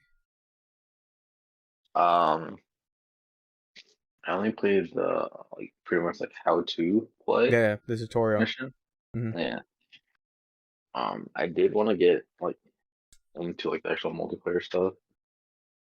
I tried doing it with Heller, but when he was doing the tutorial, he was like literally like, this game is freezing like every couple seconds for me, and I'm like, dang. I can't really do much with that. The I don't end, know the graphics be too hard. Oh yeah. Damn And son. like surprisingly, like my graphics were I think on medium. Mine too. And like it was like good, but obviously it could have been better. Yeah, I think it's one of those games that are like, it's really graphic intensive, but Yeah. like I said, I think for me, I thought it was okay. I thought that setup for that tutorial was pretty fucking cool, but other than that, like, yeah, the gameplay stuff didn't really speak to me. Obviously, it is a game that you really have to focus on, because like that one section where you're like putting in the terminal code to like find the key Mm-hmm. is like, Jesus Christ, I was not expecting that to be a mechanic in the game, but there you go. It's a mechanic in the game. Like what I can only imagine is you'd have to do that while being chased or like being attacked. Oh man. Yeah. You fucking have to like get that typing correctly. Mm-hmm. Yeah. While you're being covered by your group of people. Yeah, I don't know. It's a neat concept regardless, but that's what I've been hearing, is that like you need a group of people for this game. It is one of these games where like doing it solo is virtually impossible. Yeah. So I don't even think solo is an option aside from the beginning mission. Okay. Yeah, I don't know. GTFO.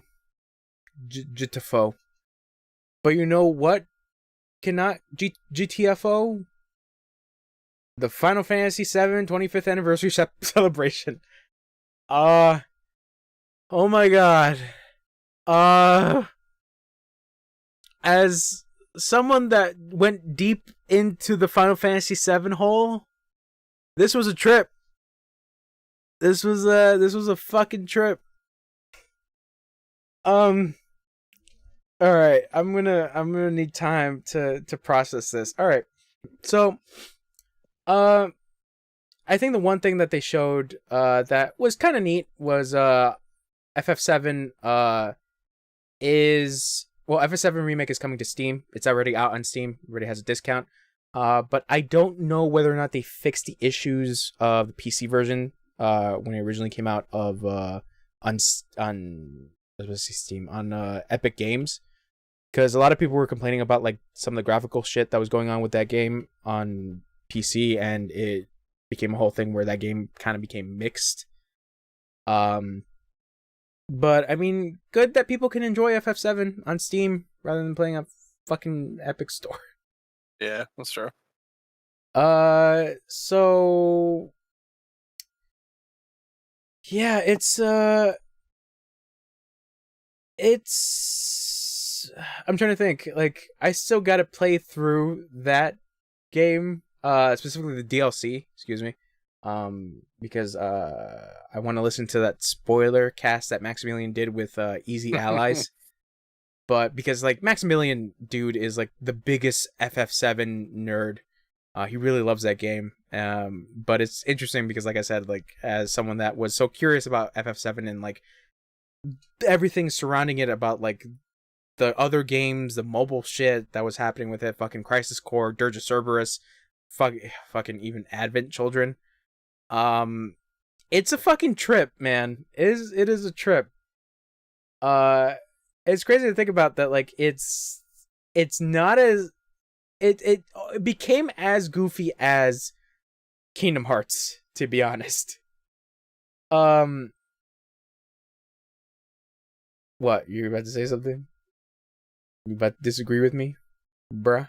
No. Go ahead. Yeah, you better not, bitch. So, but yeah, basically the whole oh, excuse me. The whole presentation was shown by Yoshinori Kitase. So Kitase is the producer for this game, and then for several other Final Fantasy games. He's a very, very, very well known producer. I think also he worked as like the co-director with Tetsuya Nomura.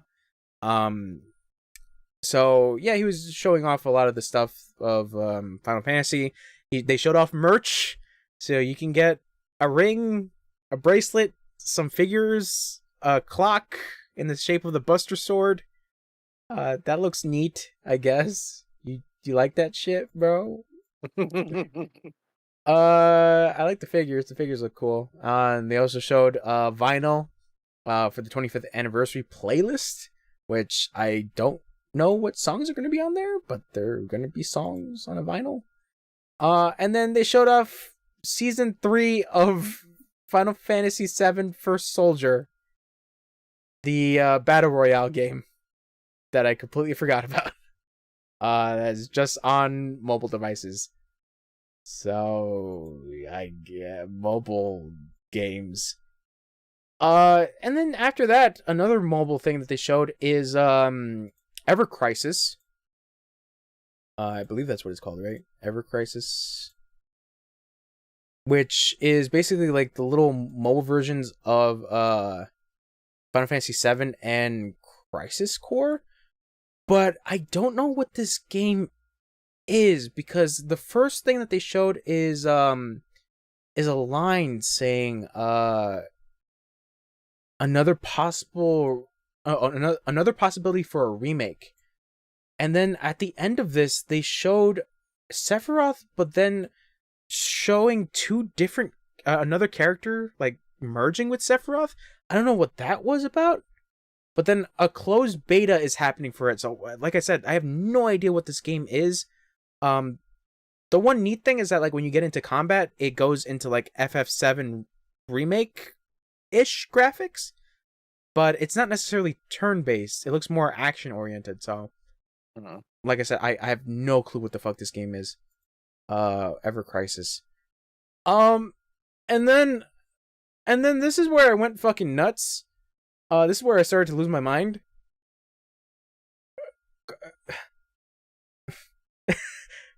I can't even get it out of my mouth. Final Fantasy Crisis Core Reunion. A complete remake of Crisis Core.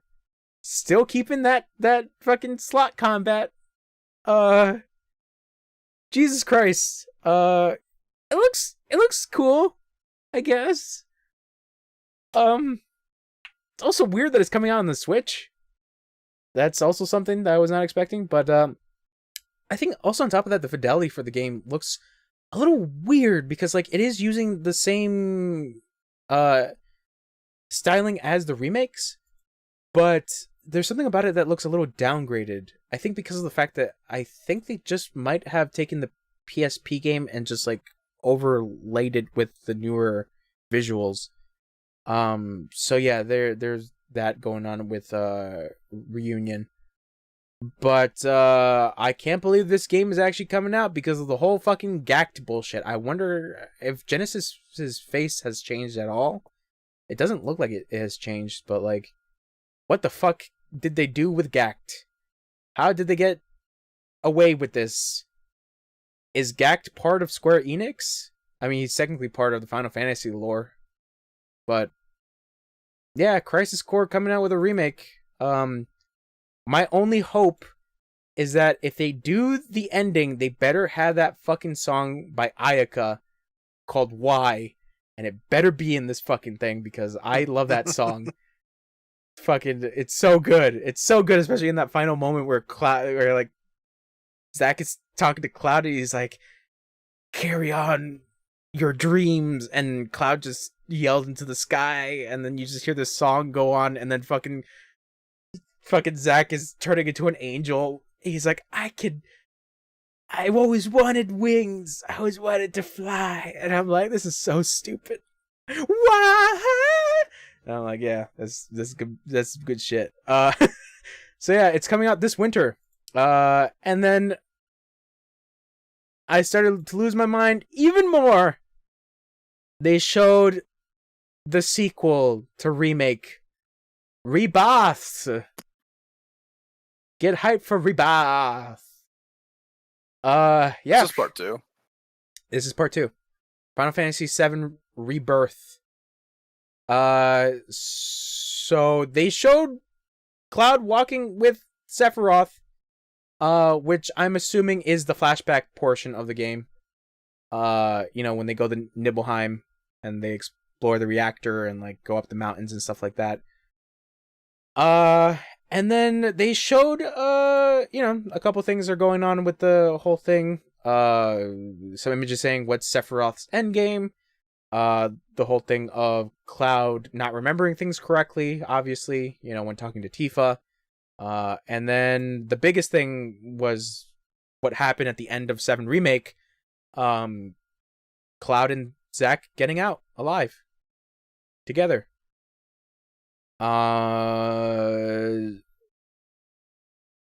I don't know. I want more, but it's going to be available next winter. PS5 exclusive for a bit. So there's that. Yeah, man. I don't know what to feel anymore. And then obviously Kitase kind of hinted of like, what's going to be the last name of the third final game? What would it be called? It has to do with a reboot?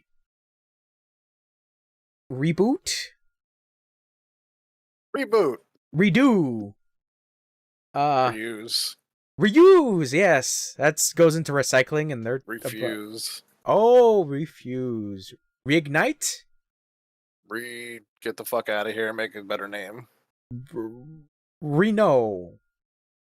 League of Legends? Oh my god, I just said Reno and there's a character named Reno, so it might be... Oh my god. Yeah. all the connections. There we go. But Phantom Pain. Revenge. So it was something that I heard. It was just like someone called it Revengeance. Yeah, I'm very excited. I will probably buy that fucking Crisis Core game because I hate myself. But I'm very curious as to like whatever Crisis is, because it's like it shows gameplay for both Final Fantasy VII and Crisis Core, but like both done mobilely. But like it's also weird because of the fact that like they're doing a remake of Crisis Core, so it's like, what is that particular game, and why is it on mobile, and why does it need a closed beta? So many whys. Why isn't Ayaka here? Why is she not singing? Why? Why play a game on your phone? Do you not all have computers? Oh, it's probably gonna come out on computer. Don't Just- you all have computers? just- Why just would like- you use your phone? Just like that Final Fantasy 15 mobile game that came out on consoles. Anyways, So I am excited. A lot of people were pointing out for the logo for Rebirth, the meteor is becoming redder. So that's a little hint that it's coming close into orbit. The explosion when Sephiroth summons meteor. Sage. Wah! Sorry. That song's so good. Yeah, I don't know. What do you Yeah, stop it. What are you guys thought about the Final Fantasy VII remakes? I think it's fine. Okay. I mean, people. Just look I heard that the trailer doesn't look good because it doesn't show a lot. yeah, It's it's the unfortunate thing. It showed Cloud walking forward 3 different directions, or 3 different background areas for him walking forward. Yeah. I mean, I just don't know. Like, Final Fantasy VII is great. If this isn't good, I don't give a fuck because I just won't play it then. Wow. So much hate. Why don't you get it on your PC, bro? Get Intergrade. It won't run on my PC. League of Legends Simulator. Or get it on your PS5. Play that Intergrade. I would. I have the first one. Wow. So much hate. What? Oh, yeah, I it was don't hate it. free, right? Yeah, But you have to. it was on. It was part I of the was pass. gonna say, can you get Intergrade? Oh, I don't know. Hmm. I don't really care. I mean, I'd pick up Intergrade, sure. Yeah, because it has that Yuffie story. I don't really give a fuck about her, honestly. Making me sad. Yeah, I You care about Yuffie? a little bit. Okay. I like. So did you get Intergrade? I did. I still gotta play that Did you get her? You play as her, yeah. That's part of the Intergrade DLC. Yeah, did you beat it and get her as a character on your party? Oh no, she only gets her own story because technically it's called Intermission, but Intergrade is the complete package of her and Final Fantasy 7. So, in the remake. next part, are you going to have her on your team or no? I don't know. I don't know how it ends. There could be a point where maybe that DLC ends with her meeting up with you. I don't know how it ends. I thought you beat it. No. The Beat Yuffie, it. Hurry up. The Yuffie DLC I haven't played. Why? I played the main story. Don't you own it? I do, but like that was also part of a stream thing that I was planning on doing. Oh, this guy. Yo, Yeah, Go beat Yuffie so I can know what happens. I'll play it on stream. Nah, Move out of the way, Kana. Move out of the way, Stranger of Paradise. It's time for Yuffie. Out of the way. Move out of the way, Ninja Turtles. Move out of the way. Hold on, Blue Dragon. Who? Yeah, that's right. Who? Blue what? Yeah, like I said, I'm very curious about this game. I'm because I mean 7 remake is such a crazy thing because story-wise it goes in so many radical directions of just like what's going to happen in this world. 7? Remake, 7 remake. Not 7 Yeah. original.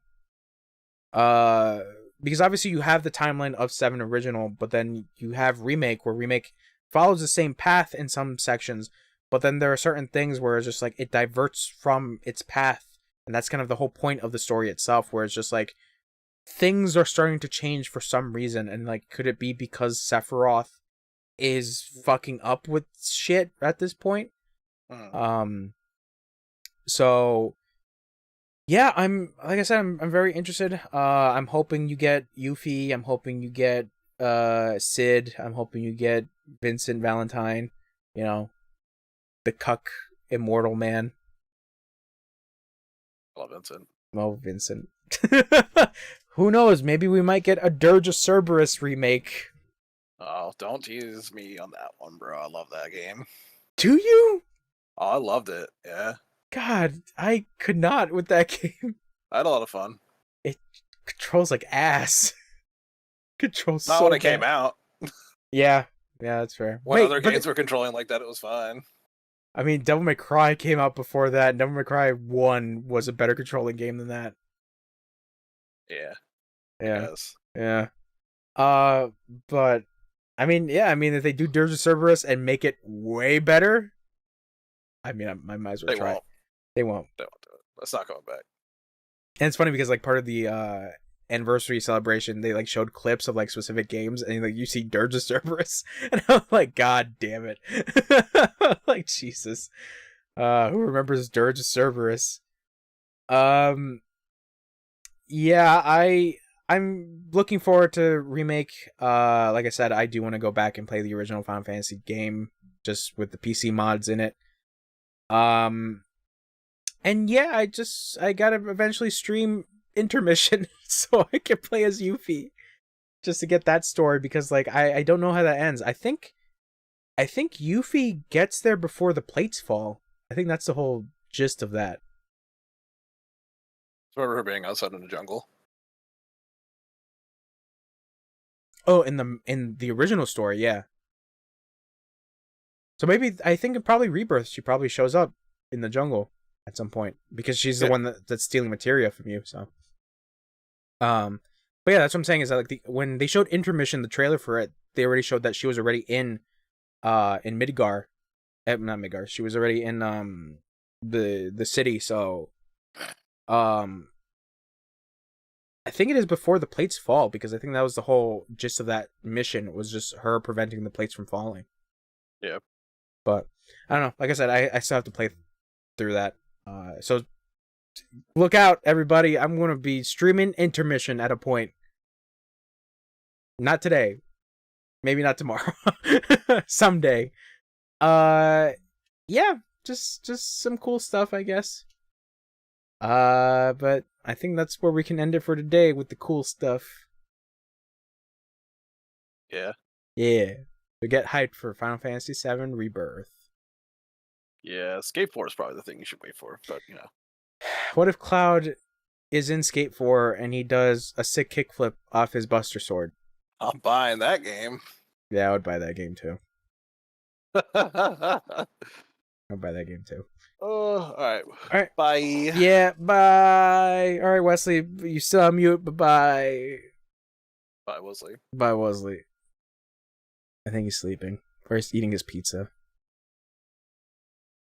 All right, bye, Wesley.